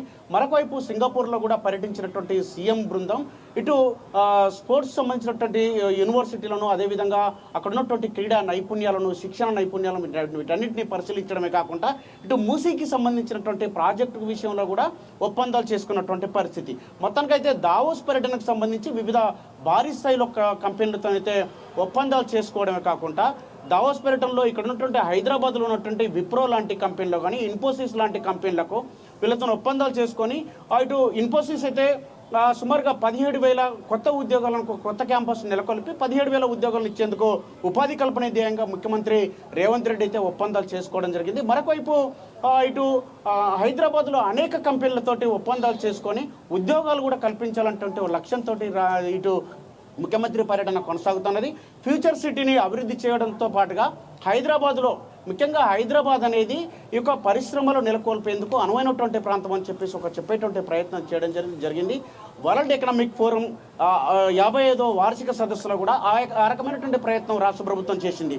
హైదరాబాద్ అనేది ఇక్కడ పెట్టుబడులకు స్వర్గధామం అని చెప్పేసి ఇక్కడ అనువైనటువంటి వాతావరణం ఉన్నది. తెలంగాణలో ఇక్కడ ఎక్కడ పరిశ్రమలు నెలకొల్పినా ఎలాంటి ఇబ్బందులు ఉండవని చెప్పేసి, ఇక్కడ భద్రత కూడా ఉంటుందని చెప్పేసి, అనుకూలమైనటువంటి వాతావరణం ఉండేటువంటి అవకాశం ఉందని చెప్పేసి అంతర్జాతీయ వేదిక ముఖంగా ముఖ్యమంత్రి రేవంత్ రెడ్డి ప్రపంచానికి చాటి చెప్పేటువంటి ఒక ప్రజెంటేషన్ ఇవ్వడం జరిగింది. ఇటు ఐటీ మినిస్టర్ దుద్దిల్ల శ్రీధర్ బాబు కూడా ఆ రకమైనటువంటి ప్రజెంటేషన్ చేయడంతో ఇంత పెద్ద ఎత్తున పరిశ్రమలు నెలకొల్పేందుకు వివిధ ప్రపంచ దేశాల నుండి పెట్టుబడిదారులు ఆసక్తి చూపించారనేది మనం చెప్పుకోవాలి. ఎందుకంటే గతంలో 10 ఏళ్ల కాలంలో ఇంత పెద్ద స్థాయిలో పెట్టుబడులు ఎప్పుడు రాలేదు. 2023లో కేటీఆర్ మంత్రిగా ఉండి దావోస్ పర్యటనకు వెళ్ళినప్పుడు కేవలం 21,000 కోట్ల రూపాయల పెట్టుబడులను ఆకర్షించినటువంటి పరిస్థితి. కొత్తగా తెలంగాణలో కాంగ్రెస్ ప్రభుత్వం ఏర్పడ్డ తర్వాత కూడా 40,200 పెట్టుబడులను కూడా గత పర్యటనలో రేవంత్ రెడ్డి సర్కార్ సేకరించింది. ఇప్పుడు సుమారుగా 1,64,000 కోట్ల రూపాయల పెట్టుబడులను ఆకర్షించడమే కాకుండా ఇంకా మరిన్ని కూడా ఒప్పందాలు చేసుకున్నటువంటి అవకాశం ఉంది. దాంతోపాటుగా 50,000కు పైగా ఉద్యోగాల కల్పన అంటే అది మామూలు విషయం కాదని ఇప్పటికే రకమైనటువంటి చర్చ కూడా ప్రజల్లో ఉన్నది. ఈ యొక్క ఉపాధి కల్పన ద్వారా ఏదైతే తెలంగాణ కళ సాకారం అవుతుందో ఆ రకమైనటువంటి ఒకవైపు ప్రభుత్వ ఉద్యోగాలు, మరొకవైపు ప్రైవేటు ఉద్యోగాలు, ఉద్యోగాల కల్పన ధ్యేయంగా రేవంత్ సర్కార్ ముందుకెళ్తుందనేది మనం చెప్పుకోవాలి. ఎందుకంటే 10 ఏళ్ల కాలంలో ఆర్థికంగా ఈ రాష్ట్రం ఆర్థికంగా విధ్వంసం అయిందని చెప్పేసి ఇప్పటికే రేవంత్ సర్కార్ చెబుతా ఉన్నది. ఇటు కాంగ్రెస్ కంటే ముందున్నటువంటి బీఆర్ఎస్ సర్కార్ 7 లక్షల కోట్ల రూపాయల అప్పులు చేసి ఈ యొక్క రాష్ట్రం మీద ఆర్థిక భారం మోపిందని చెప్పి కేవలం 6,500 కోట్ల రూపాయలు వడ్డీలకే కట్టాల్సినటువంటి పరిస్థితి ఏర్పడుతుంది. కాబట్టి ఇలాంటి ఆర్థికంగా ఇబ్బందులు పడుతున్నటువంటి సందర్భంలో పెట్టుబడులను తీసుకురావడే కాకుండా పెట్టుబడుల ద్వారా సేకరించినటువంటి ఈ యొక్క ట్యాక్స్లే కానీ లేకపోతే ఉపాధి రంగం ద్వారా ఈ రాష్ట్రాన్ని పురోగతి కొరకు ఇటు ఈ యొక్క పెట్టుబడులు ఉపయోగపడేటువంటి అవకాశం ఉందని చెప్పేసి రేవంత్ సర్కార్ చెప్తోంది. ఏదేమైనా పెద్ద స్థాయిలో ముఖ్యంగా ఈ యొక్క పెట్టుబడులకు సంబంధించినటువంటి అంశంలో రాష్ట్ర సర్కార్ ఇప్పటివరకైతే 14 సంస్థలతోటి ఒప్పందాలు చేసుకుంది. ఈ 14 సంస్థలు కూడా భారీ ఒప్పందాలు చేసుకుంది. అమెజాన్కి సంబంధించినటువంటి ఒప్పందంలో 60,000 కోట్ల రూపాయల ఒప్పందాలు చేసుకుంది. అదేవిధంగా దావోస్లో ఇంత పెద్ద రికార్డు స్థాయిలో ఒప్పందాలు అనేది ఎప్పుడు కూడా చేసుకున్నటువంటి పరిస్థితి లేదు. మరొక వైపు ఈ యొక్క పెట్టుబడులకు సంబంధించి గత ఏడాదితో పోల్చుకుంటే మాత్రం ఇప్పటికీ 4 ఇంతలు పెరిగింది. నిన్న ఒక్కరోజు 56,000 కోట్ల రూపాయల ఒప్పందాలు కూడా చేసుకుంది. ఇటు ఈ యొక్క ఒప్పందాలతోటి అనేక మంది కూడా ఉపాధి ఉద్యోగాలు దొరికేటువంటి అవకాశం ఉంది. సన్ పెట్రో కెమికల్స్ తోటి 45,000 కోట్ల రూపాయల ఒప్పందాలు చేసుకుంది. అదేవిధంగా అమెజాన్తోని 60,000 కోట్ల రూపాయల ఒప్పందాలు చేసుకుంది. మెగా వాళ్ళతోటి 15,000 కోట్ల రూపాయల ఒప్పందాలు చేసుకుంది. అదేవిధంగా అంటే పెద్ద స్థాయిలో ఇంకా అనేక మంది టిలిమాన్ గ్లోబల్ లిటిల్ హోల్డింగ్స్ కంపెనీ తోటి 15,000 కోట్ల రూపాయల పెట్టుబడులు చేసుకుంది. ఈ రకంగా అనేక కంపెనీలతోటి సోలార్ ఒప్పందం కానీ, లేకపోతే వివిధ రకాలటువంటి ఐటీ సెంటర్లు కానీ, లేకపోతే ఏఐ సెంటర్లు కానీ, టెక్నాలజీ సెంటర్లు కానీ వీటన్నిటిని నెలకొల్పేందుకు రాష్ట్ర ప్రభుత్వం అయితే పెద్ద ఎత్తున ఈ యొక్క ఒప్పందాలు చేసుకుంటా ఉంది. ఈ ఒప్పందాల ద్వారా రాష్ట్రంలో ఉన్నటువంటి నిరుద్యోగ యువతకు ఉపాధి దొరుకుతుంది. మరొకవైపు రాష్ట్రానికి ఆర్థికపరమైనటువంటి కొంత వెసులుబాటు కూడా కలుగుతుందని చెప్పుకోవాలి. Rajasekhar, thanks for updates Rambabu. Yes మనం రామ్మోహన్ గారు దగ్గరికి వెళ్దాం. ఎస్ రామ్మోహన్ రావు గారు, ఎస్ ఇందాక మనం మాట్లాడుతూ కూడా మీరు 3 పాయింట్లు లేవనెత్తారు, 3 సలహాలు సూచనలుగా చెప్తున్నటువంటి పరిస్థితి. మరొకసారి అవి చెప్పగలరా ఒకసారి? ఎందుకంటే మనకి శ్రీనివాస్ రెడ్డి గారు కూడా అందుబాటులో ఉన్నారు. ఒకసారి చెప్పండి. ఉన్న దానిలో gateway of South India number 1. Yes, ఇంతకు శ్రీనివాస్ రెడ్డి గారు మంచి మాట చెప్పారు. హైదరాబాద్లో భూముల అవైలబిలిటీ ఎక్కువ ఉంది. గతంలో ఎనిమీస్ ప్రాపర్టీస్ చాలా ఉంది. నిజాం కాలంలో పాకిస్తాన్ ఇండియా విడిపోయిన తర్వాత వెళ్ళిపోయిన భూములన్నీ మనకు ఉన్నాయి. అందుకని మనకు సెంట్రల్ గవర్నమెంట్ ఆఫీసర్స్ అన్నీ కూడా ఆనాడు నెహ్రూ హయాంలో మన దగ్గరికే వచ్చినాయి. ఒక బిహెచ్ఏలు వచ్చినాయి, ఒక ఈసీఏలు వచ్చినా, ఒక హెచ్ఏఎలు వచ్చేది. హెచ్ఎంటీ ఆల్బీని హెచ్ఎంటీ అంటే రాష్ట్ర ప్రభుత్వం అనుకోండి. చాలా పరిశ్రమలు, చాలా కేంద్ర ప్రభుత్వ సంస్థ, ఎన్జిఆర్ఐ ఇచ్చిన, ఐసీసీఐ వచ్చిన, ఇవన్నీ కూడా మనకు భూమి అవైలబిలిటీ ఉండడం వచ్చింది. చూడండి మీరు ఇన్నర్ రింగ్ రోడ్ చూడండి. ఒకనాడు inner ring road, outer ring road కన్నా ముందు ఆ బుద్వేల ప్రాంతంలో వేస్తుంటే అడవిలో వేస్తున్నారు. ఈ రోడ్ ఏం బాగా అనుకున్నాను చిన్నప్పుడు. మీరు అన్నట్టు శ్రీనివాస్ రెడ్డి గారితో నేను కూడా అట్లా అనుభవించాను. కానీ ఇవాళ అది ఇన్నర్ రింగ్ రోడ్ హైదరాబాద్ కలిసిపోయింది. కానీ ఆనాడు దురదృష్టి ఎట్లుందంటే మన బేగంపేట పబ్లిక్ స్కూల్ ఉంది. ఇవాళ ఒక్కసారి ప్రతిసారి 50 ఫీట్లు లోపలికి పోయి 100 మీటర్లు విస్తరించినా కూడా ఎక్కడ లోపడుతున్నారు. ఇవాళ ఇన్నర్ రింగ్ రూమ్ లో గతంలో జరిగిన అభివృద్ధి చూసుకుంటే చాలా ముందు చూపుతూ ఉన్నారు కనుక వెనుక బిల్డింగ్లు అన్ని పోకుండానే మనకు చేసుకోవాలి. అందుకని ఔటర్ రింగ్ రోడ్ దాదాపు 6 కిలోమీటర్ వెడల్పుతోని వాళ్ళు రేపు రైల్వే లైన్ వేసినా కూడా చేసే క్రమంతో గతంలో చేశారు. ఇవాళ కూడా నేనేమంటున్నాను, ఇప్పుడు ఇంకా మంచి పరిణామం ఏంటంటే ఇప్పుడు ఈ ఒప్పందాలలో ఈ మన సన్ పెట్రో కెమికల్స్ ప్రాజెక్టులు చాలా వ్యూహాత్మకంగా పెట్టిండంట రేవంత్ రెడ్డి గారు. 3 చోట్ల చూడండి. 3 కూడా దక్షిణ భాగంలో నాగర్ కర్నూలు జిల్లా, తూర్పు భాగంలో ములుగు, ఇటుపోతే మనకు ఉత్తర భాగంలో మంచిర్యాల. అంటే 3 దగ్గర అటవీ ప్రాంతం ఉన్నది, మంచి భూములు అవైలబిలిటీ ఉన్నాయి. సన్ పెట్రో కెమికల్స్ అనువైన ప్రాంతం. నాగర్ కర్నూలు అటవీ ప్రాంతమే, ములుగు అటవీ ప్రాంతమే. అటుపోతే ములుగు ఏటూరు నాగరామని చూసుకుంటే ఇటు పక్కన మనకు మంచిర్యాల అటవీ ప్రాంతం. మంచిర్యాల నుంచి 3 కిలోమీటర్లు పోతే మొత్తం అడవి కనుక అట్లాగే హైదరాబాద్లో ఏఐ డేటా సెంటర్ కూడా ఇది చాలా అవసరం అంటున్నాం. ఒకనాడు చంద్రబాబు నాయుడు ఆలోచన హైటెక్ సిటీ కడితే ఇవాళ ఆర్టిఫిషియల్ ఇంటెలిజెన్స్ వచ్చిన తర్వాత మనం అన్ని పనులు దాంతో చేసుకోగలుగుతున్నాం. ఇది చాలా మంచిది. హెచ్సిఎల్ దానిలో కూడా సిటీలో ఒక మరో కేంద్రం వస్తుంది. హెచ్సిఎల్ కేంద్రం కూడా మరొక సిటీలో వస్తున్నది. అంటే ఇవన్నీ అభివృద్ధికి సూచికాలంటున్నాను. అయితే వీటి నేనేమంటున్నానంటే వీటి సాకారం చేయాలంటే మనకు 4-5 అవకాశాలు మనకు కల్పించాలి. రాష్ట్ర ప్రభుత్వం వెంటనే అక్కడ ఒప్పందాలకు కుదుర్చుకొని వచ్చింది కదా, వెంటనే దానికి కావాల్సిన మౌలిక వసతులు కల్పించాలి. ఉదాహరణకు గత పాలకులు చేసిన పెద్ద నిర్లక్ష్యం ఏంటంటే రీజనల్ రింగ్ రోడ్డుకు భూమి సేకరణ మొదలైంది. జీవితాంతం నేనే అధికారం ఉంటా అనుకుని కేసీఆర్ గారు ఏం చేసినట్టు రాజకీయ విమర్శ చేస్తున్నారు. ఉంటారనుకొని అట్లా పడ్డబెట్టి నిజంగా చెప్పానంటే ఇప్పటి వరకు వాళ్ళ ఆలోచన మోడీ గారి ఆనాడు గడ్కరీ గారి ఆలోచనకు ఏనాడు ఉత్తర భాగం పూర్తి కావాలి. ఇప్పుడు కాంగ్రెస్ గవర్నమెంట్ దక్షిణ భాగమే మొదలు ఉండాలి. కానీ ఏమైంది, ఉత్తర భాగం ఎక్కడ వేసిన గోకలు అక్కడే ఉంటుంది. వాళ్ళు ఏమనుకున్నారు, కేసీఆర్ కేటీఆర్ వచ్చే 10 ఏళ్ళు మాదే 20 ఏళ్ళు మాదే అనుకుంటున్నారు. కనుక ఎక్కడ బాధపడ్డారు వాళ్ళు అంటే తెచ్చిన పెట్టుబడులు కూడా సరిగ్గా అమలు కాకుండా చూడటం, అవినీతి, అక్రమం, అట్లాగే మనకు అహంకారం, దీంతో పడిపోయింది. ఇప్పుడు రేవంత్ రెడ్డి గారికి నా సలహా ఏంటంటే ఇప్పుడు 5 ఏళ్ల స్పానే 1 సంవత్సరం అయిపోయింది, ఇంకా 3.5 ఏళ్ళే ఉంటుంది. ఇప్పుడు వాళ్ళు తెచ్చిన ఏవైతే పరిశ్రమలు వీటిని సాకారం చేయాలి. లేకపోతే వాళ్ళు కదా అనుకున్నట్టు వచ్చే 10 ఏళ్ళు మనది, వచ్చే 5 ఏళ్ళు మనదంటే కాదు. పొద్దు లేదు, పొలం లేదు. గతంలో ప్రజలు ఏం చేసేవాళ్ళు అంటే 10 ఏళ్ళు 10 ఏళ్ళు భరించేవారు ఒక పార్టీని. ఇప్పుడు అట్లా లేదు. 2020 మ్యాచ్ ఆడుతున్నారు. ఈ 5 ఏళ్ళే మనది అధికారం అనుకుంటే, ఈ స్పాన్ లో మనం ఏం చేద్దాం అనుకుంటే, రేవంత్ రెడ్డి గారికి ఒక యువకుడు కనుక మంచి ఆలోచన ఏముందంటే, నేను సాకారం చేస్తా ఈ కళ, నేను చేయగలుగుతా, నేను చరిత్రలో నిలిచిపోవాలని అనుకుంటున్నాడు. అది కరెక్ట్ అంటున్నాడు, మంచిది. పట్టుదల ఉంటే మనం ఏమంటారు, సంకల్పం ఉంటే సాకారం కాదు ఏం లేదన్నట్టు ఉంటుంది. కానీ నేను ఆ సలహా ఏంటంటే, ఇప్పుడు ఏవైతే ఇప్పుడు పరిశ్రమలు వస్తున్నాయి అంటుందో, అమెజాన్ గతంలో విస్తరిస్తాను ముందుకు వచ్చింది, దాని భూమిని చూపించడం. కానీ అమెజాన్ ఇప్పుడు 2వ దేశంలో మళ్ళీ పెట్టుబడి పెడతా ఉంటుంది. ప్రపంచంలో అమెజాన్ 2వ కేంద్రం పెద్దది మనదే, మన హైదరాబాద్ ఉన్నది. దాన్ని డెవలప్ చేసుకోవాలి. ఏఐఏ సెంటర్ ద్వారా ఉద్యోగాల కల్పన ఎక్కువ చేసుకోవాలి. ముఖ్యంగా నాకు బాగా నచ్చిన ఆలోచన ఏంటంటే, 3 ప్రాంతాలు, 3 అటవీ ప్రాంతాలు అంటే హైదరాబాద్ చుట్టూ హైదరాబాద్ మాత్రమే కేంద్రీకరణ చూసి అభివృద్ధి చేస్తే రేపు పొద్దున మళ్ళీ ఆ అసమానతలు తలెత్తాయి. అంటే గ్రామాలకు హైదరాబాద్కు చుట్టుపక్కల ఉన్న ప్రాంతాలు దీనికి చేయాల్సింది, అవకాశాలు ఉన్నాయి, ఇక్కడ చేయాల్సింది. కానీ ఇవాళ ఇప్పుడు ఏదైతే సన్ డేటా సెంటర్ వచ్చిందో, అది ఖచ్చితంగా పెట్రోకెమికల్స్ వచ్చినాయో వాటిని ఆ 3 చోట్ల పెట్టడం వల్ల 3 చోట్ల డెవలప్ అవుతుంది. అంతెందుకు, ఒకనాడు గోదావరి కానీ జనాభా 10,000 మాత్రమే. ఇవాళ 1,50,000 2 లక్షల గోదావరికి అయిన జనాభా. ఇప్పుడు వారు పది శ్రీనివాసరెడ్డి గారు ఆ ప్రాంతానికి పూర్తిగా సింగరేణి కాలేజ్ తెలిసిన వారు కనుక నేను చెప్తున్నాను. అంటే ఇక్కడ ఏమైందంటే, ఒక 2 లక్షల జనాభా గోదావరికి అని ఎప్పుడు తయారైంది? ఎన్టీపీసీ వచ్చింది, ఆడ మనకు ఎరువుల కర్మాగారం వచ్చింది. అంటే దూరంగా కూడా ఉపాధి లభించాలి. అందుకని రేవంత్ రెడ్డి గారు ఆలోచన వరంగల్ దిక్కు కూడా ఉండాలి. ఇంతకుముందు మరి సేమ్ ఏకనామ సదాప్రీతి అన్నట్టు పొంగులేటి శ్రీనివాసరెడ్డి గారు వరంగల్ ఇన్ఛార్జి, ఖమ్మం జిల్లా. ఖమ్మము వరంగల్ ఒకనాడు ఉమ్మడి జిల్లా. కనుక ఇవాళ వరంగల్ కూడా కేంద్రం చేసుకొని ఇవన్నీ అక్కడ తీసుకొచ్చి ప్రయత్నం చేయాలి. ఇప్పుడు ఏమైతుందంటే అన్ని హైదరాబాద్ చుట్టే తిరుగుతున్నాం మనం.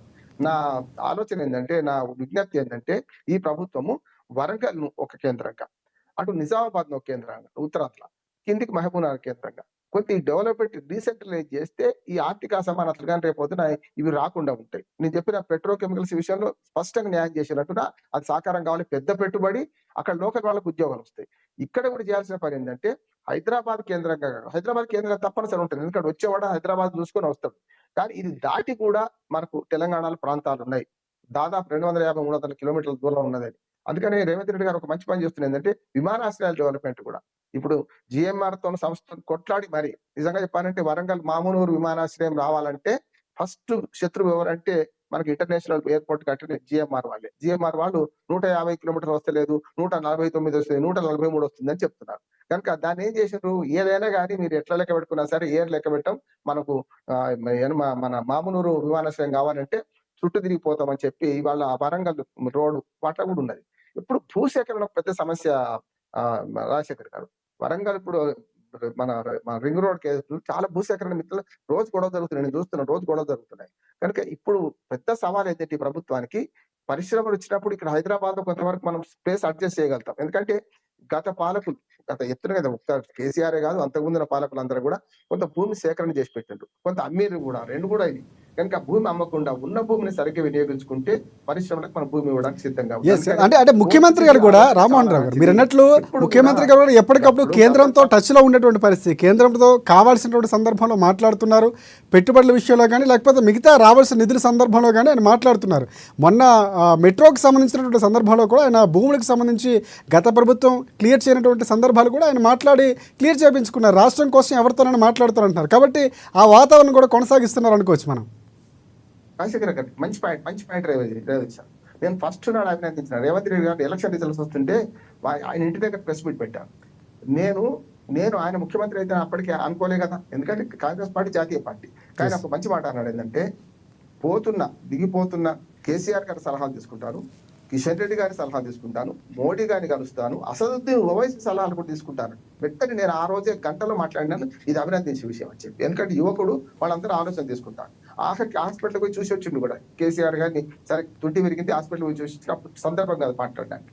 కానీ గతంలో ఇదే కేసీఆర్ ఎంత తప్పు చేసిందంటే, సికింద్రాబాద్ రైల్వే స్టేషన్ మన అభివృద్ధి పథకాల శంకుస్థాపనకు ప్రధానమంత్రి వస్తే పెరడ్ గారి సాక్షిగా నేను చాలా తీవ్రంగా విమర్శించిన అన్నాడు. ముఖ్యమంత్రి కుర్చీ ఖాళీగా పెట్టండి, కుర్చీ ఖాళీపోమన్నాడు. చాలా తీవ్రంగా అన్నాడు. వాళ్ళకి టీఆర్ఎస్ వాళ్ళని వ్యతిరేకించాడు, మీ కుర్చీ ఖాళీ అయిపోయింది పోమన్నా. ఎందుకంటే ప్రధానమంత్రి పక్కన ముఖ్యమంత్రి కుర్చీ చేస్తే నువ్వు ముఖ్యమంత్రిగా పోవా, ప్రధానమంత్రి ముఖం చూడాలంటే ఏమన్నట్టు అని రాష్ట్రానికి అన్యాయం చేస్తున్నట్టే కదా అన్న. కానీ రేవంత్ రెడ్డి గారు ఇప్పుడు గడ్కరీ గారు మనకు నిజంగా చెప్పాలంటే మన ఉమ్మడి హైదరాబాద్ రాష్ట్రంలో భాగం గడ్కరీ గారు. మనకు చాలా మంచి మిత్రుడు వారు. కనుక వారి ద్వారా మనకి ఏదంటే ఫడ్నవీస్ అయితే ఉమ్మడి హైదరాబాద్ రాష్ట్రంలో భాగం. వీళ్ళందరితో సఖ్యతతో ఉండుకుంటూ చేసే బదులు కేసీఆర్ గారు అహంకారంతో తన ముఖ్యమంత్రి పదవి గొప్పదనుకొని మోడీ గారితో సహా కేంద్ర ప్రభుత్వం నుంచి ఎలాంటి సహకారం తీసుకోలేదు.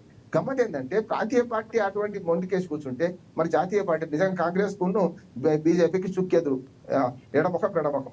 కానీ అభివృద్ధి విషయంలో అది కాదు కదా. అందుకనే మన రేవంత్ రెడ్డి గారు హైదరాబాద్ ఢిల్లీ పోయినప్పుడల్లా అందరి మంత్రులు కలుస్తున్నారు. వాళ్ళ అభివృద్ధి పథకంలో మనం తెలంగాణ తీసుకొస్తున్నాం.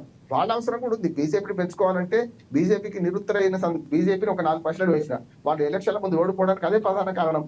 కంటోన్మెంట్ రోడ్ల సంగతి ఏందన్నాం, ఇచ్చేది మా హైదరాబాద్కి ఇచ్చేది ఏందన్నాం, విభజన హామీలు అంటే వాళ్ళు ఏం చెప్పలేకపోయింది బీజేపీ వాళ్ళు. ఇప్పుడు తప్పనిసరి అయింది. చెర్లపల్లి రైల్వే స్టేషన్ ప్రారంభం కానీ లేకుంటే సికింద్రాబాద్ రైల్వే స్టేషన్ అభివృద్ధి కానీ తప్పనిసరి మేము కూడా మా భాగస్వామ్యం ఉంది తెలంగాణ అభివృద్ధిలో అని చెప్పని పరిస్థితి వస్తుంది. కనుక రేవంత్ రెడ్డి ఏం చేస్తున్నాడు, సహకారంగా అడుగుతున్నాడు, పయ్యా మా రాష్ట్రానికి ఇది కావాలని.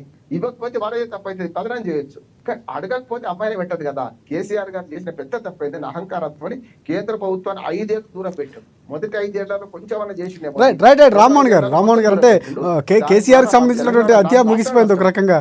కేసీఆర్ గారి అధ్యాయం ఇప్పుడు ప్రస్తుతానికి మనకి లేదు, అది కొత్త అధ్యాయం. ఇప్పుడు రేవంత్ అధ్యాయం కొనసాగుతుంది. మనం అనుభవిస్తున్నాం సార్ రాజశేఖర్ గారు.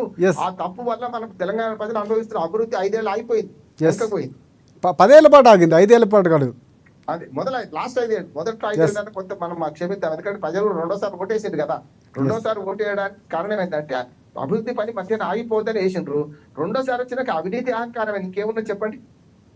రైట్ రామ్మోహన్ గారు, ఒకసారి మళ్ళీ మన శ్రీనివాసరెడ్డి గారి దగ్గరికి వెళ్తాం. మీ దగ్గరికి వస్తాను నేను. ఎస్ సార్, శ్రీనివాసరెడ్డి గారు చెప్పండి. అంటే చాలా వరకు రామ్మోహన్ గారు మాట్లాడుతున్నటువంటి అంశాలు ఎవరూ చేయనటువంటి పని చేసే క్రమంలో రేవంత్ రెడ్డి గారు ముందుకు వెళ్తున్నారు, ఆ చతురత ప్రదర్శిస్తున్నారు. ఖచ్చితంగా అది ఏకీభవించవలసిన అంశం. సో ఇక్కడ కొన్ని అంశాలను మాట్లాడుతూ కూడా ఇంకొంచెం అంటే హైదరాబాదు చుట్టుపక్కల ప్రాంతాలకు కూడా విస్తరించేలాగా ఉండాల్సినటువంటి అవసరం, పరిశ్రమలు రావాల్సిన అవసరం ఉందన్నారు. సో దానికి మీరేమంటారు? ఇప్పుడు ఒకటండి, ఇప్పుడు ఇలా రేవంత్ రెడ్డి గారు దావోస్ పర్యటన కూడా మనం చాలా స్పష్టంగా గమనించవచ్చు. ఇలా దాదాపు అంటే ఒక 45,500 కోట్ల రూపాయలతోటి సన్ పెట్రోకెమికల్స్ తోటి ఒప్పందం చేసుకోవడం జరిగింది. నాగర్ కర్నూలు కావచ్చు, అదేవిధంగా మంచిర్యాల కావచ్చు, ములుగు ప్రాంతాల్లో కూడా మరి ఇక్కడ ప్రాజెక్టులు పెడతానికి అనేది ఒక ప్రపోజల్ చేయడం జరిగింది. అంటే హైదరాబాద్ ఒకటే కాకుండా డిసెంట్రలైజేషన్, అంటే పరిపాలన వికేంద్రీకరణ. ఇవాళ మన తెలంగాణ ఉద్యమము, తెలంగాణ అస్తిత్వం కోసము, తెలంగాణ డెవలప్మెంట్ కోసం ఏర్పడింది. ఇలా సెంట్రల్ పాయింట్ ఇవ్వాలి. ఎందుకంటే ఆంధ్ర వాళ్ళే మొత్తం చేసుకుని మనకి ఏం చేయలేదు, మన అన్యాయం చేసిందని చెప్పేసి ఇలా తెలంగాణ కోసం రేపు అట్లాంటి ప్రాంతీయ ఉద్యమాలు జరగకూడదు. ఎందుకంటే రాష్ట్రం ఇప్పుడు కూడా మన తెలంగాణ కంటే చిన్న దేశాలు ప్రపంచంలో, రాష్ట్రం కాదు ఒక మా ఖమ్మం జిల్లా అంత చిన్న దేశాలు కూడా ప్రపంచంలో చాలా ఉన్నాయి. కాబట్టి ఏంటంటే ఎప్పుడు కూడా అసమానతలు రావద్దు, ప్రాంతీయ అసమానతలు రావద్దు. ప్రజల మధ్య ప్రాంతీయ అసమానతలు చాలా డేంజర్. అంటే ఒక విద్వేషాలు రెచ్చగొడతాయి, ఉద్యమాలను ఏర్పాటు చేస్తాయి. కాబట్టి ఏంటంటే రేవంత్ రెడ్డి గారు చాలా దృక్పథంతో, చాలా ముందు చూపుతోటి వాళ్ళ ములుగు లాంటి ప్రాంతాలు, అంటే అక్కడ ట్రైబల్ ఏరియా ప్రాంతాలకు కూడా ఒక సంస్థను పెట్టేసి అక్కడ కూడా డెవలప్మెంట్ చేయడానికి ముందుకు వచ్చారు. నేను గతంలో కూడా చాలా సార్లు చెప్పాను, హైదరాబాద్ చుట్టూ ఫార్మా క్లస్టర్లు పెడితే బీఆర్ఎస్ వాళ్ళు దాన్ని రాజకీయం చేశారు. నేను చెప్పాను 10 చోట్ల 10 వైపులు పెడుతున్నారు కావాలని. ఒక్కొక్క క్లస్టర్ కి 1000 ఎకరాలు కానీ 1200 ఎకరాలు కానీ. ఇది ఈ రోజు మనం ఏంటంటే మనకి ఇబ్బంది అనిపించినా కూడా ఫ్యూచర్ లో మనకు చాలా ఉంటుంది, డెవలప్ అవుతుంది. ఎందుకంటే ఒకప్పుడు లాగా ఇప్పుడు లేదు. ఇవాళ ఇప్పుడు ఆ రోజుకి ఈ రోజుకి చాలా డెవలప్మెంట్ చెందింది. ఆ దేశంగా ఒక తెలంగాణ దేశం కూడా చాలా డెవలప్మెంట్ చెందింది. ఆర్గనైజేషన్ డెవలప్ అయిపోయింది. యూరోపియన్ కంట్రీస్ లాగా ఒకప్పుడు ఒక 30 ఏళ్ల కింద చూస్తే విలేజ్ కి లేదా టౌన్ కి సిటీకి కొద్ది తేడా ఉంది. విలేజ్ కి టౌన్ కొద్ది తేడా ఉంటే టౌన్ కి సిటీ కొద్ది. వాళ్ళు చూడండి మీరు విలేజ్లలో కూడా మంచి డాబాలు, రోడ్లు, ఇన్ఫ్రాస్ట్రక్చర్లు, ఊళ్ళలో ఏసీలు, కలర్ టీవీలు అన్ని ఉన్నాయి. ఎందుకంటే చాలా ఉన్నాయి, ఎందుకంటే ఊళ్ళలో తిరుగుతూ ఉంటాం కాబట్టి. సో పెద్దగా తేడా లేకుంటుంది. అదేవిధంగా డెవలప్మెంట్ కూడా ఉండాలి. అంటే ఇండస్ట్రియలైజేషన్ కానీ పారిశ్రామికీకరణ కూడా జరగడం చాలా అవసరం. మనం చూసినప్పుడు ఏమనిపించింది, మనకు ఆ ఫార్మా క్లస్టర్ అడ్డబెట్టడం ఏందని చెప్పేసి చాలా మంది విమర్శించారు. కానీ ఇలా రేవంత్ రెడ్డి గారు అది ఫార్మా క్లస్టర్లు పెడితే ఏదో ఆయన స్వార్థం కోసం పెడుతున్నారు అనుకో. ఆయన ఏరియా డెవలప్మెంట్ కావాలనుకోవడం స్వార్థం. ఇప్పుడు మనం అనుకోవాలి, మా కాడ పెట్టండి సార్ అని అడగాలి. ఆ ఏరియా పెడతారు, దాన్ని కూడా రాజకీయం చేశారు. ఇవాళ బీఆర్ఎస్ వాళ్ళు కాదేది రాజకీయానికి అరంటారు అన్నట్టుగా ప్రవర్తిస్తున్నారు. ఎందుకంటే నేను చాలా స్పష్టంగా, మీదేముందండి, మీరు కుర్చీ కావాలి, లేకపోతే జనాల గొడవలు కావాలి, అది కాదు కదా. తెలంగాణ దేనికోసం తెచ్చుకున్నారు, ఇలా కొట్లాడింది దేనికోసం, తెలంగాణ కోసం. ఇలా ఉద్యోగాల మీద ఏర్పడ్డది. ఇలా ఏమైనా మనం చూసాం, గందరగోళం 10 సంవత్సరాల్లో 7,11,000 కోట్ల రూపాయలు అప్పు చేసి తెలంగాణ ఆర్థిక విధ్వంసం సృష్టించి వెళ్ళిపోయేవాళ్ళు. ఇవాళ రేవంత్ రెడ్డి గారి సర్కార్ రిపేర్ చేయాలంటే చాలా కష్టపడాల్సి వస్తుంది. ఇప్పుడు ప్రతిసారి మనం చూస్తున్నాం, టీఆర్ఎస్ ఎక్కడ గ్రామ సభలు జరిగినా ఏ రోజు 10 సంవత్సరాల కాలంలో ఒక్కరోజు కూడా గ్రామ సభ పెట్టిన టీఆర్ఎస్ కాంగ్రెస్ వాళ్ళు పెట్టుకున్నారు కట్టుకోలేకపోతుంది. అంటే కాంగ్రెస్ పార్టీ ప్రజల్లోకి వచ్చింది కట్టుకోలేకపోతున్నారు. ప్రధానికో మీరు ఇన్ని హామీలు ఇచ్చారు, మీరు ఏంటంటే ప్రజానికానికి చాలా స్పష్టంగా చెప్తాను, ఇగో మీరు ఇన్ని హామీలు ఇచ్చారు, ఈ హామీలు అమలు చేయలేదు. ఇదేనా పాడిందే పాడరా నువ్వు ఇదే ముచ్చట? ఇవాళ గ్రామ సభలు జరుగుతున్నాయి, టీఆర్ఎస్ నాయకులు కూర్చొని అప్లికేషన్ పెట్టాలి. ఇగో చూడండి మాకు రైతు బంధు కావచ్చు, రైతు భరోసా కావచ్చు, లేదా రైతు ఆత్మీయ భరోసా కావచ్చు, ఏదైనా కావచ్చు, స్కీములు రేషన్ కార్డులు కావచ్చు, మంచిగా రాసి ప్రభుత్వ అధికారులకు అప్పచేసి వాళ్ళకి వచ్చేటట్టు చూడాల్సిన బాధ్యత మంది. నేను వెళ్ళి కూర్చొని చేశాను, ఈ రోజు కూడా వెళ్ళాను ఊళ్ళకు వెళ్ళి మనం అప్లికేషన్ ఫిల్అప్ చేసి నేను దగ్గరుండి ఇచ్చాను. మన బాధ్యత అది పార్టీ కార్యకర్తలుగా. మనం రేపు గొడవలు పెడతారు కదా, మీరు 10 సంవత్సరాలకు మీరు పాలించినప్పుడు మీరు అట్లా గొడవలు పెడితే మీరు 1 సంవత్సరం పాలించే వాళ్ళని చెప్పండి. కాంగ్రెస్ పార్టీ గ్రౌండ్ నుంచి ఉంది. కాంగ్రెస్ పార్టీ ప్రతి ఊళ్ళో, ప్రతి తండాలో, ప్రతి గుడలో కాంగ్రెస్ పార్టీ. మీరు అక్కడ పైన క్రీమ్ లాగా వచ్చింది కాదు, క్రీమ్ లాగా పోయేది కాదు. కానీ ఎప్పుడు కూడా కాంగ్రెస్ పార్టీ, ఎప్పుడు కూడా మా రాహుల్ గాంధీ గారు కూడా చాలా స్పష్టంగా చెప్తారు, కాంగ్రెస్ పార్టీ అధికారం ఉన్నా లేకున్నా ప్రజల గురించి ఆలోచిస్తుంది. ఇది చాలా క్లియర్ మీకు చెప్తున్నాను నేను. ఏనని ప్రజల్ని కాబట్టి రాజకీయాలు కాదు నేను మాట్లాడి. ఎందుకంటే అధికారం ఉన్నా లేకుండా ఒక రకంగా ఉంటుంది, మీరు గమనించాలి. అట్లా గొడవ 10 సంవత్సరాలు లేకుండా ఉంటుందని ఒక జాతీయ పార్టీ గొడవలు ఎక్కడైనా చేశారా, ఉద్యమాలు ఎక్కడైనా చేశామా? ఇప్పుడు వీళ్ళు తెలంగాణ ఉద్యమం లాగానే మళ్ళీ చేస్తున్నారు ఉద్యమాలు. మీరు గమనించండి, ప్రజలు రెచ్చగొడుతున్నారు. ఇలా మీరు ఏం నిధులు తెచ్చారు, ఏం నియామకాలు చేశారు, ఏం నీళ్ళు ఇచ్చారు? ఇలా కాళేశ్వరం ప్రాజెక్టు మొత్తం డొల్ల ఇమీడియట్ లో కట్టాల్సిన కాళేశ్వరం ప్రాజెక్ట్ ఎందుకు మీరు ఇక్కడ దాకా మార్చారని చెప్పేసి నా ప్రకాష్ గారు అడిగితే నో ఆన్సర్. అక్కడ కూడా రాజకీయ సమాధానాలు చెప్తున్నారట. మనం ఇలా పత్రికల్లో కానీ టీవీలలో నిన్న చూసాం. మనం ఎక్కడికి రాజకీయాలన్నా డెవలప్మెంట్ వద్దా? మీరు డెవలప్ అయితే ప్రజానికం డెవలప్మెంట్ అయినా. ఇలా కేసీఆర్ గారి ఫ్యామిలీ కట్టుందంటే వాళ్ళ కొత్త కష్టాలు ప్రజానికానికి వచ్చినట్టే క్రియేట్ చేయాలని చూస్తున్నారు. అది వద్దు, అయిపోయినాయి, ఎలక్షన్లు అయిపోయినాయి. ఇప్పుడు ఒక ఆయన అంటున్నారు ఇలా మళ్ళీ ఎలక్షన్లు వస్తున్నాయి కాబట్టి మీరు ఊళ్ళకి పోతున్నారని, ఊళ్ళలో పోయి ఈ 4 స్కీములు పెడుతున్నారే అన్నారు. ఎలక్షన్లు ఎప్పుడు ఉంటున్నాయి, మరి వద్దా, ఏం పెట్టొద్దా అని అడిగాను నేను. అదే మరి రామ్మోహన్ రావు గారు ఎలక్షన్లు ఎప్పుడు గ్రామ పంచాయతీలు ఉంటాయి, ఎంపీలు ఉంటాయి, ఎమ్మెల్యేలు, ఏం పెట్టొద్దా ప్రజలకు? మీరు 10 సంవత్సరాల కాలంలో ఎంతమందికి ఇల్లు ఇచ్చారండి? 1,60,000 ఇల్లు ఇచ్చారు మీరు మొత్తం 10 సంవత్సరాల కాలంలో. అలాట్మెంట్ అయిన ఇల్లు కేవలం అంతే 10 సంవత్సరాల కాలంలో. ఒకరికన్నా వైట్ రేషన్ కార్డు ఇచ్చారండి 10 సంవత్సరాల కాలంలో. బీఆర్ఎస్ కార్యకర్తలకు ఇచ్చారేమో ఒకరిద్దరికి. ఏమైనా పార్టీ స్కీములు అంటే బీఆర్ఎస్ స్కీమ్లు అన్నట్టు, అలా కాదు. ఇవాళ ఓపెన్ కోర్ట్ లాగా ఇలా ఓపెన్ కోర్ట్ లాగా ప్రజల మధ్యకి వచ్చారు అధికారులు, కలెక్టర్లు అందరూ వచ్చేసి ఊళ్ళోని బెనిఫిషియర్ సెలక్షన్. ఇవాళ ఆ లిస్ట్ లో ఇంకోటి కూడా చెప్తున్నా, ఏఎన్ ప్రజానికానికి కూడా చాలా స్పష్టంగా, ఆ లిస్ట్ లో పేరున్నంత మాత్రం వాళ్ళు బెనిఫిషియర్ 100% కాదు. అదొక టెంటేటివ్ లిస్ట్. చాలా స్పష్టంగా చెప్తున్నారు రాష్ట్ర అధికార ప్రతినిధిగా. మీది నిరంతర ప్రక్రియ. ఈ ఇళ్లు కావచ్చు, లేకపోతే రైతు రుణమాఫీ, ఏదైనా కూడా నిరంతర ప్రక్రియే. రుణమాఫీ కాలేదు, ఒక ఆయన అంటాడు 100% రుణమాఫీ అయిందంటే 100% రుణమాఫీ ఎక్కడైందండి? నాకు అర్థం కంటే మళ్ళీ తీసుకోండి, అప్డేట్ అయితే కదా ఎప్పటికప్పుడు. కానీ శ్రీనివాసరెడ్డి గారు ఒక చిన్న సందేహం. అంటే కొంతమంది మీ పార్టీకి సంబంధించిన ఎమ్మెల్యేలు బయటకు వచ్చి మేము అనుకున్న వాళ్ళకే ఇస్తాం, వాళ్ళకి మాత్రమే రేషన్ కార్డులు జారీ అవుతాయి, వారికి మాత్రమే పథకాలు అమలు చేస్తాం అన్నట్టుగా మాట్లాడుతున్నారు. సో అది కూడా వినేమంటారు ఏంటి? అసలు మిస్కమ్యూనికేషన్ ఏమైనా ప్రజలకు ఇచ్చే ప్రయత్నం? మేము అనుకున్న వాళ్ళకి ఇస్తామంటే ఆయన అనుకున్నకో నేను అనుకున్న వాళ్ళకి ఇచ్చేది కాదు. బద్ది శ్రీనివాసరెడ్డి అంటే రాజేష్ రెడ్డి గారు లాంటి ఎమ్మెల్యే బయటకు వచ్చి మాట్లాడారు, వినే ఉంటారు మీరు. నేను రాజశేఖర్ గారు ఏమంటున్నానంటే, ఎవరైతే అరులో వాళ్ళకి ఇస్తాను మా ఉద్దేశం. ఏదో కాంగ్రెస్ పార్టీ కార్యకర్తలకు, కాంగ్రెస్ పార్టీ జేబులించే ప్రోగ్రాంలు కావి, బీఆర్ఎస్ కార్యకర్తల కోసం చేసిన స్పాన్సర్డ్ ప్రోగ్రాంలు కావి. మేము రేవంత్ రెడ్డి గారు పదే చెప్తున్నారు, ఇక్కడ కాంగ్రెస్ పార్టీకి సంబంధం లేదు. ఎవరు అరులుంటే వాళ్ళకి మేము పార్టీలకు, మతాలకు, కులాలకు, ఏ జిల్లా అయినా కూడా ప్రత్యేకంగా మాకు ఏ ఫీలింగ్ లేదు, మేము అందరికి ఇస్తాము. వాళ్ళ ప్రామాణికం ఒక అర్హతే కావాలి. ఏదైతే గైడ్ లైన్స్ ఉన్నాయో, ప్రభుత్వం పెట్టిన గైడ్ లైన్స్ ఉన్నాయో అవి ప్రజల వద్దకు వస్తున్నారు. నేను కూడా చూస్తున్నాను, అక్కడ ఏదైతే సెక్రటరీ గారు చాలా క్లియర్ గా చదువుతున్నారు గైడ్ లైన్స్. నేను చూసి చెప్తున్నా, టీవీలో చూసో లేకపోతే వాట్సాప్ యూనివర్సిటీ చూసో పేపర్లు చూసి చెప్పట్లే నేను. అంటే అంత అర్థమయ్యేటట్టుగా ముందే అక్కడ ప్రోగ్రామ్ స్టార్ట్ కావడం ముందే ఈ విధంగా ఉన్నాయండి గైడ్ లైన్స్. ఇది టెంటేటివ్ లిస్ట్ మాత్రమే, ఇది ఫైనలైజ్ కాదు. ఇల్లుండదా మాత్రం వద్దని గ్యారెంటీ లేదు, రాదని కూడా అనుకోవద్దు. అంటే అర్హతలు కూడా మేము క్రాస్ చెక్ చేస్తాము. మీకు అభ్యర్థనలు ఉన్నా కూడా మాకు ఇచ్చుకోవచ్చు, అబ్జెక్షన్ చెప్పొచ్చు, మాకు దరఖాస్తులు ఇచ్చుకోవచ్చు అని. ఇది నిరంతర ప్రక్రియ. చాలా స్పష్టంగా చెప్తున్నాను నేను కూడా.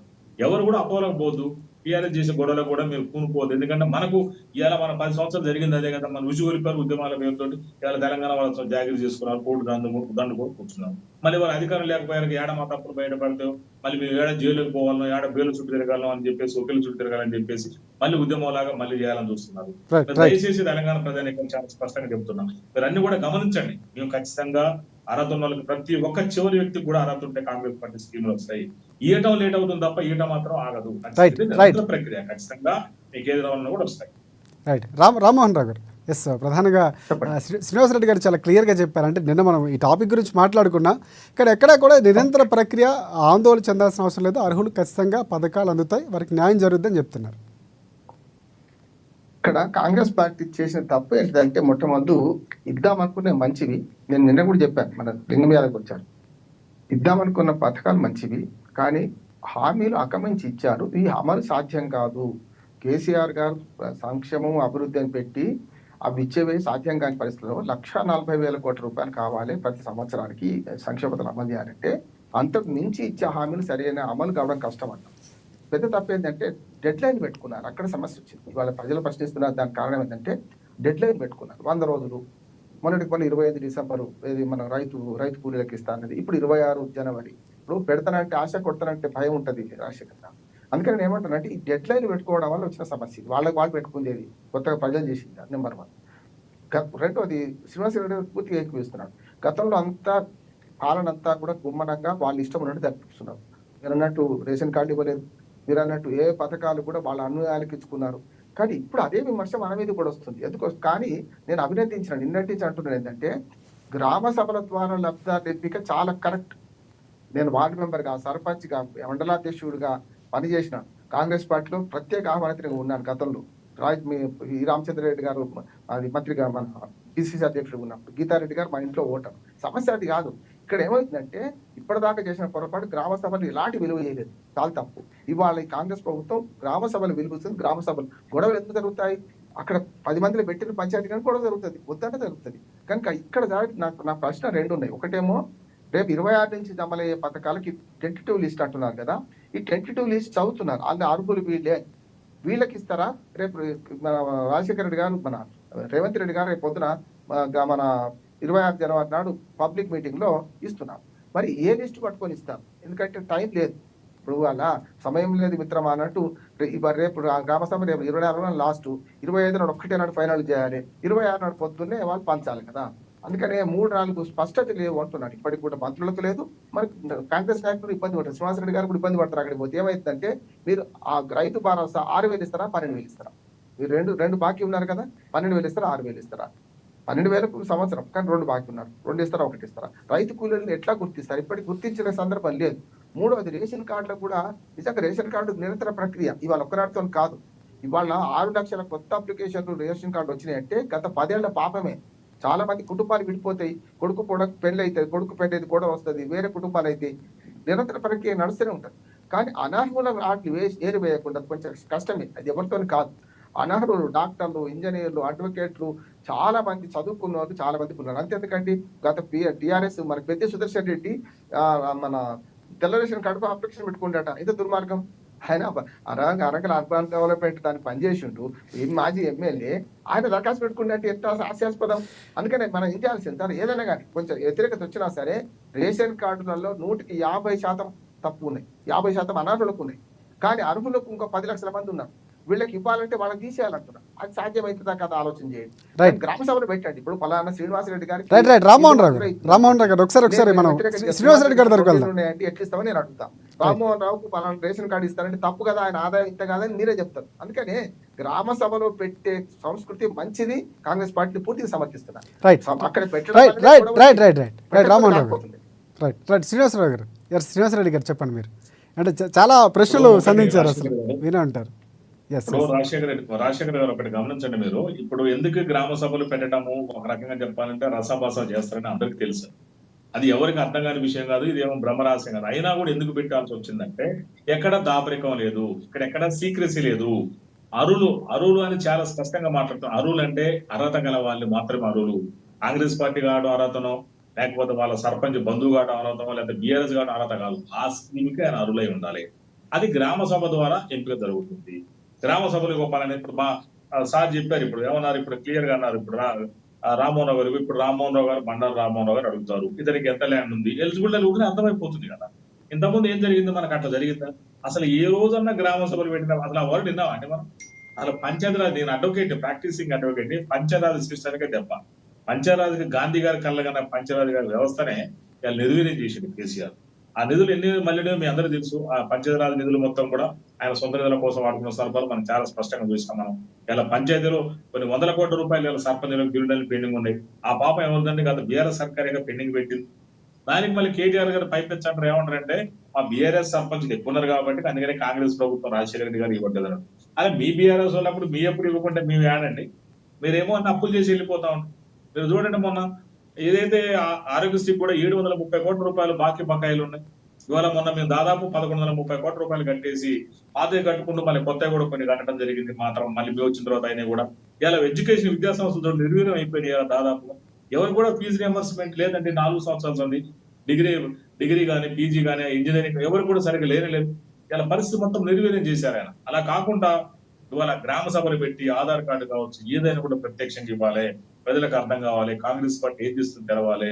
ఈ కాంగ్రెస్ పార్టీ ముసుగుమ్మడి కాదు, అంటే చాటుమాటు కాదు, అందరికి తెలవాలి. ఈయన అర్హత ఉందా లేదా. ఇప్పుడు పెద్ద సురేష్ రెడ్డి గారు పెట్టారని చెప్పారు రామ్మోహన్ రావు గారు. ఆయన సురేష్ రెడ్డి గారు అర్హత ఉందా లేదా అక్కడ డిసైడ్ అర్హత లేదని అయిపోయాయి. అక్కడ గతంలో ఏం చేసేవారు, సురేష్ రెడ్డి గారు అదే బీఆర్ఎస్ ఉందనుకో ఎంఆర్ఓ గారి దగ్గర పోవడం రాయించుకోవడం ఇప్పుడు అంటే కుదరదు. ఏమంటుందంటే ఇప్పుడు రాజశేఖర్ గారు ఎట్లుందంటే ఇప్పుడు అట్లాంటి లేవు. మా గ్రామ సభలు పెట్టే ఉద్దేశం ఏంటంటే ఇదే. గ్రామ సభలు అనేది డెమోక్రసీకి నిదర్శనం. చాలా స్పష్టంగా మాట్లాడుతున్నారు. డెమోక్రసీ ట్రూ ప్రజాస్వామ్యం, నిజమైన ప్రజాస్వామ్యం ఇది, నిజమైనటువంటి డెమోక్రసీ ఇది.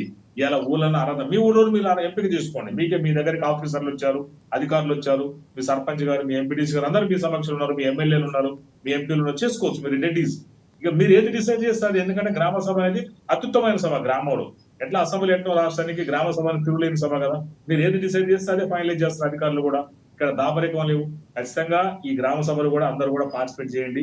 మీరు మళ్ళీ రాష్ట్ర అధికార ప్రతినిధిగా చాలా స్పష్టంగా ఏదైనా ప్రజానికన్నా తెలియజేసేది ఏంటంటే మీరు ఇవాళ లిస్టులో లేనంత మాత్రాన కంగారు పడద్దు, ఎవరి మాటలను కూడా ఆగమాగం కావద్దు.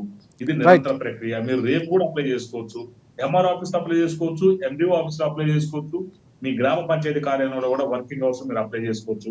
అప్లై చేసుకోవడం కూడా చాలా సింపుల్. తెల్ల కాగితం మీద వెళ్ళి మీ డీటెయిల్స్ రాసిస్తే చాలు. మీ పేరు, మీ ఆధార్ నెంబరు, మీ రేషన్ కార్డు ఉంటే రేషన్ కార్డు నెంబరు, మీ ఆధార్ కార్డు జిరాక్స్లు, అదేవిధంగా ఇల్లు కావాలంటే ఏదైతే ప్రజాపాలన దరఖాస్తు రిసిప్ట్ ఉంది కదా ఒక జిరాక్స్ పెట్టుకొని సింపుల్ గా సంతకం పెట్టి సరిపోతుంది. దీనికి మీరు పెద్ద అప్లికేషన్ లో అర్థం కాని మ్యాటర్ కూడా ఏం లేదు. చాలా స్పష్టంగా చెప్తున్నాను. మీరు కాంగ్రెస్ పార్టీ ఏదైతే ఈ 4 స్కీములు ఉంటాయో ఈ 4 స్కీములు చివరిగా కంక్లూడ్ చేయండి. మన అంశం ప్రధానంగా ఈ రోజు పెట్టుబడులకు, అది కూడా ఒకసారి కంక్లూడ్ చేయండి. డెఫినెట్లీ రాజశేఖర్ గారు, మీరు అందరూ ఎవరు కూడా మళ్ళీ మీరు అప్లై చేసుకోవడానికి అందరికీ అవకాశం చాలా స్పష్టంగా తెలియజేస్తున్నాం. ముఖ్యంగా ఏంటంటే దావోస్ పెట్టుబడులు ఇవాళ వికేంద్రీకరణ మనం ఒకటి రేవంత్ రెడ్డి గారిని చాలా స్పష్టంగా మేము అభినందిస్తున్నాం. ఎందుకంటే ఆయన ఆలోచన విధానం ఇవాళ వికేంద్రీకరణలో భాగంగా రామ్మోహన్ రావు గారు చూడండి, ఇవాళ ఏదైతే ఎక్కడెక్కడికో రామగుండం ఏరియాలు కావచ్చు, ములుగు ఏరియాలు కావచ్చు, నాగర్ కర్నూలు కూడా మరి అక్కడ కూడా పెట్టడం అనేది పెట్రోకెమికల్స్ సంబంధించినటువంటి ప్రాజెక్టులు ఇలా చాలా అభినందించదగ్గ విషయం. ఎందుకంటే ఇలా అభివృద్ధి అనేది హైదరాబాద్కే పరిమితం కాదు, ఎక్కడో అభివృద్ధి కామడు దూరం ఉన్నటువంటి ములుగు లాంటి ట్రైబల్ ఏరియాలు కూడా అభివృద్ధి చెందాలి. రేవంత్ రెడ్డి గారి విజన్ తోటి ఇవాళ తెలంగాణని సర్వతోముఖ అభివృద్ధి చేయాలి. మొత్తం ఓవరాల్ తెలంగాణ డెవలప్మెంట్ అంటే హైదరాబాద్ డెవలప్మెంట్ ఒకటే తెలంగాణ డెవలప్మెంట్ కాదు, తెలంగాణ మొత్తం డెవలప్మెంట్ ఏదైతే తెలంగాణ డెవలప్మెంట్ ఉద్దేశంతో ఇవాళ రేవంత్ రెడ్డి గారు చేస్తాడు. ఖచ్చితంగా మనం అందరం అభినందించాలని కూడా ఈ సందర్భంగా చాలా స్పష్టంగా తెలియజేస్తాం. రైట్. రామ్మోహన్ రావు గారు, మీరు కంక్లూడ్ చేయండి. అంటే ప్రధానంగా చాలా ప్రాజెక్టులు రాబోతున్నాయి. చివరిగా కంక్లూడ్ చేయండి. అభివృద్ధిని అందరూ ఆహ్వానిద్దాం. ఒకటి అంటున్నాను ఏంటంటే ఈ 2 ఏళ్లుగా ఈ కాంగ్రెస్ ప్రభుత్వం తెచ్చిన ఏవైతే పెట్టుబడులు ఉన్నాయో వాటి మీద శ్వేతపత్రం విడుదల చేయండి. ఏది సాకారమైంది, ఏది కాలేదు కూడా కావాలి. మనం కొన్ని సంవత్సరం అయిపోయింది కనుక, గతంలో జరిగింది కనుక ఇది చేయడం ఒకటి. రెండోది గ్రామ సభలు ప్రస్తావించారు కనుక, గ్రామ సభలలో ఇది లబ్ధిదారుల ఎంపిక జరుగుతలేదు. కేవలం ఎంపికైన వాళ్ళ పేర్లు చదువుతున్నారు, అది పెద్దది. అందుకని అంటున్నారు గ్రామ సభలో జరగాల్సింది వాళ్ళ ఎంపిక వాళ్ళ ద్వారా జరగాలి కదా, కానీ జరుగుతలేదు. కేవలం ఇది లిస్ట్ అని చదువుతున్నారు, లేని వాళ్ళు కూడా పెడుతున్నారు. అట్లా కాకుండా చూడండి, ఈ లిస్టు అర్హులు ఎవరు, అనర్హులు తీసేయండి. అక్కడే అర్హులను తెలుసుకోండి. కొత్త వాడు మన కలెక్టర్ గారు కాళ్ళు మొక్కితే వెంటనే ఆ నిజంగానే అనాథ అంటే ఎవరు లేరంటే వెంటనే ఇల్లు మంజూరు చేశారు. అట్లా గ్రామ సభలో జరగాల్సింది ఆ లబ్ధిదారుల ఎంపిక. కేవలం లబ్ధిదారుల పేర్లు చదివి వినిపిస్తున్నారు, అది కరెక్ట్ కాదంటున్నాను నేను. అందులో ఖచ్చితంగా పేర్లు చదివితే అప్పుడు బండారా బయటపడుతుంది, ఎవడు ఏం సంగతి ఉన్నోడా లేడా. కనుక గ్రామ సభలు అభినందిస్తూనే అందులో జరుగుతున్న తంతును వ్యతిరేకిస్తున్నారు. తంతు సరైనంగా లేదు. ఇంకోటి, పంచాయతీ ఎన్నిక జరుగుంటే ఇప్పుడు మిమ్మల్ని మీరు రక్షించుకునేవాడు. ఇప్పుడు కాంగ్రెస్ పార్టీకి కానీ ఏ పార్టీకి కూడా స్థానిక ప్రజాప్రతినిధులు లేరు. అక్కడ MPTC, ZPTC, panchayat sarpanch, municipal chairman ఉండుంటే, కౌన్సిలర్లు ఉండుంటే ఇవాళ ప్రజలకు సరిగ్గా చెప్పేవాళ్ళు కదా. ఇప్పుడు ఏమైతే అధికారులు వచ్చి కూర్చుంటే అధికారులు సమాధానం చెప్పలేరు. కనుక గ్రామ సభలు రసాభాస కావడానికి ప్రధాన కారణం మీకు మీరే అంటుందండి. అక్కడ లబ్ధిదారులు ఎంపిక జరుగుతుంది అని ప్రకటించండి, తప్పనిసరి జరుగుతుంది. రామ్మోహన్ రావు గారు కంక్లూడ్ చేయండి. మనకి పెట్టుబడుల అంశం అంటే ఆ లిస్టులో పేరు లేని వాడు గొడవ పెడతారు కదా ఎప్పుడైనా. నేను రైట్ కంక్లూడ్ చేయండి. పెట్టుబడుల అంశం ప్రధానంగా చాలా వరకు కూడా పెట్టుబడులు తీసుకొచ్చినటువంటి పరిస్థితి కనిపిస్తుంది. Right, thank you. రైట్. ఖచ్చితంగా దాన్ని ఆహ్వానించాలి. నేను చెప్పింది ఇప్పుడు వికేంద్రీకరణ చేస్తున్నాడు రేవంత్ రెడ్డి. హైదరాబాద్ చుట్టే కాదు, చుట్టుపక్కల నేనన్నా నాగర్ కర్నూలు, ములుగు, మంచిర్యాల పెట్టడం చాలా మంచిది అంటున్నాను. వరంగల్ మీద కూడా పొంగులేటి శ్రీనివాసరెడ్డి గారు కూడా దగ్గర మంత్రి కనుక, వాళ్ళ ఖమ్మం జిల్లానే మంత్రి శ్రీనివాసరెడ్డి గారు ఖమ్మం జిల్లానే కనుక వాళ్ళు కూడా చేస్తున్నారు, మంచిది అంటున్నాను. ఈ ప్రభుత్వం ఇప్పుడు చేసే పనులను ఆపకుండా ఇంకో 5 ఏళ్ళు కాదు 10 ఏళ్ళ బాధ అనకుండా పూర్తి చేసే క్రమంలో, ఈ టర్మ్ లో పూర్తి చేసే క్రమం చేస్తే బాగుంటుంది, అందరూ కూడా అభినందిస్తారు. Right. Thank you Rammohan Rao గారు. అండ్ ప్రధానంగా డిబేట్ పాయింట్లో పాల్గొన్న అట్లూరి రామకృష్ణ గారు మనకు అందుబాటులోకి రాలేదు. రామ్మోహన్ రావు గారికి ప్రత్యేకంగా ధన్యవాదాలు, అలాగే మద్ది శ్రీనివాసరెడ్డి గారికి మీకు కూడా ప్రత్యేకంగా ధన్యవాదాలు అండి. ప్రధానంగా ఇది పెట్టుబడులకు సంబంధించిన అంశం. పూర్తి స్థాయిలో చూసుకుంటే గతంతో పోలిస్తే ఈసారి 3 రెట్లు అధికంగా ప్రభుత్వం అక్కడ ఒప్పందాలు చేసుకున్నటువంటి పరిస్థితి రికార్డు స్థాయిలో. సో నిజంగా ఇందాక మాట్లాడుతూ శ్రీనివాసరెడ్డి గారు నిజంగా స్వాగతం పలకాల్సినటువంటి సందర్భంగానే చెప్పుకోవచ్చు. సో కాంగ్రెస్ పార్టీ సాధించిన విజయం, రేవంత్ రెడ్డి గారు సాధించినటువంటి విజయంగా కాంగ్రెస్ పార్టీ కీర్తిస్తుంది. గత ప్రభుత్వంలో చేయనటువంటి ఒప్పందాలు చేసుకుంది. సో ఆ దిశగా ముందుకు వెళుతుంది. ఇటువైపు శ్వేతపత్రాలు రిలీజ్ చేయాలి అన్నటువంటి అంశాన్ని కూడా రామ్మోహన్ రావు గారు మనకి లేవనెత్తారు. సో ప్రభుత్వం ఎక్కడ కూడా గతంలో చేసినటువంటి ఒప్పందాలు ఏవైతే ఉన్నాయో, గతంలో చేసిన 40,000 దానికి సంబంధించి దాదాపుగా 16 కంపెనీలు ఇంచుమించుగా పనులు పూర్తయినటువంటి పరిస్థితి ఉందని కూడా ఒక క్లారిటీ ఇచ్చే ప్రయత్నం చేశారు శ్రీనివాసరెడ్డి గారు. సో చూద్దాం, మొత్తానికి ఈ వెలువ ఇంకా కొనసాగుతుంది. ఎందుకంటే ఇప్పటికే మనకి ఇందాక మనం మాట్లాడుకున్నప్పుడు 132,000 ఉంటే ఇప్పుడు 164,000 కోట్ల రూపాయలు ఒప్పందాలు జరిగాయి. సో ఇదిగో ఈ సంఖ్య పెరిగే అవకాశం కనిపిస్తుంది. రికార్డు కూడా అక్కడ సృష్టించబోతున్నారు. సో పూర్తి స్థాయిలో ఎప్పుడు లేని ఒప్పందాలు ఈసారి కాంగ్రెస్ పార్టీ ప్రభుత్వం చేసుకుంటుంది అన్నటువంటిది స్పష్టంగా అర్థమవుతుంది. రైట్, మరొకసారి డిబేట్లో పాల్గొన్న అతిథులకు ధన్యవాదాలు చెప్దాం. ఇది ఇవాళ డిబేట్ పాయింట్. రేపటి డిబేట్ పాయింట్లో మళ్ళీ మనం కలుసుకుందాం. అంతవరకు చూస్తూనే ఉండండి ANN న్యూస్.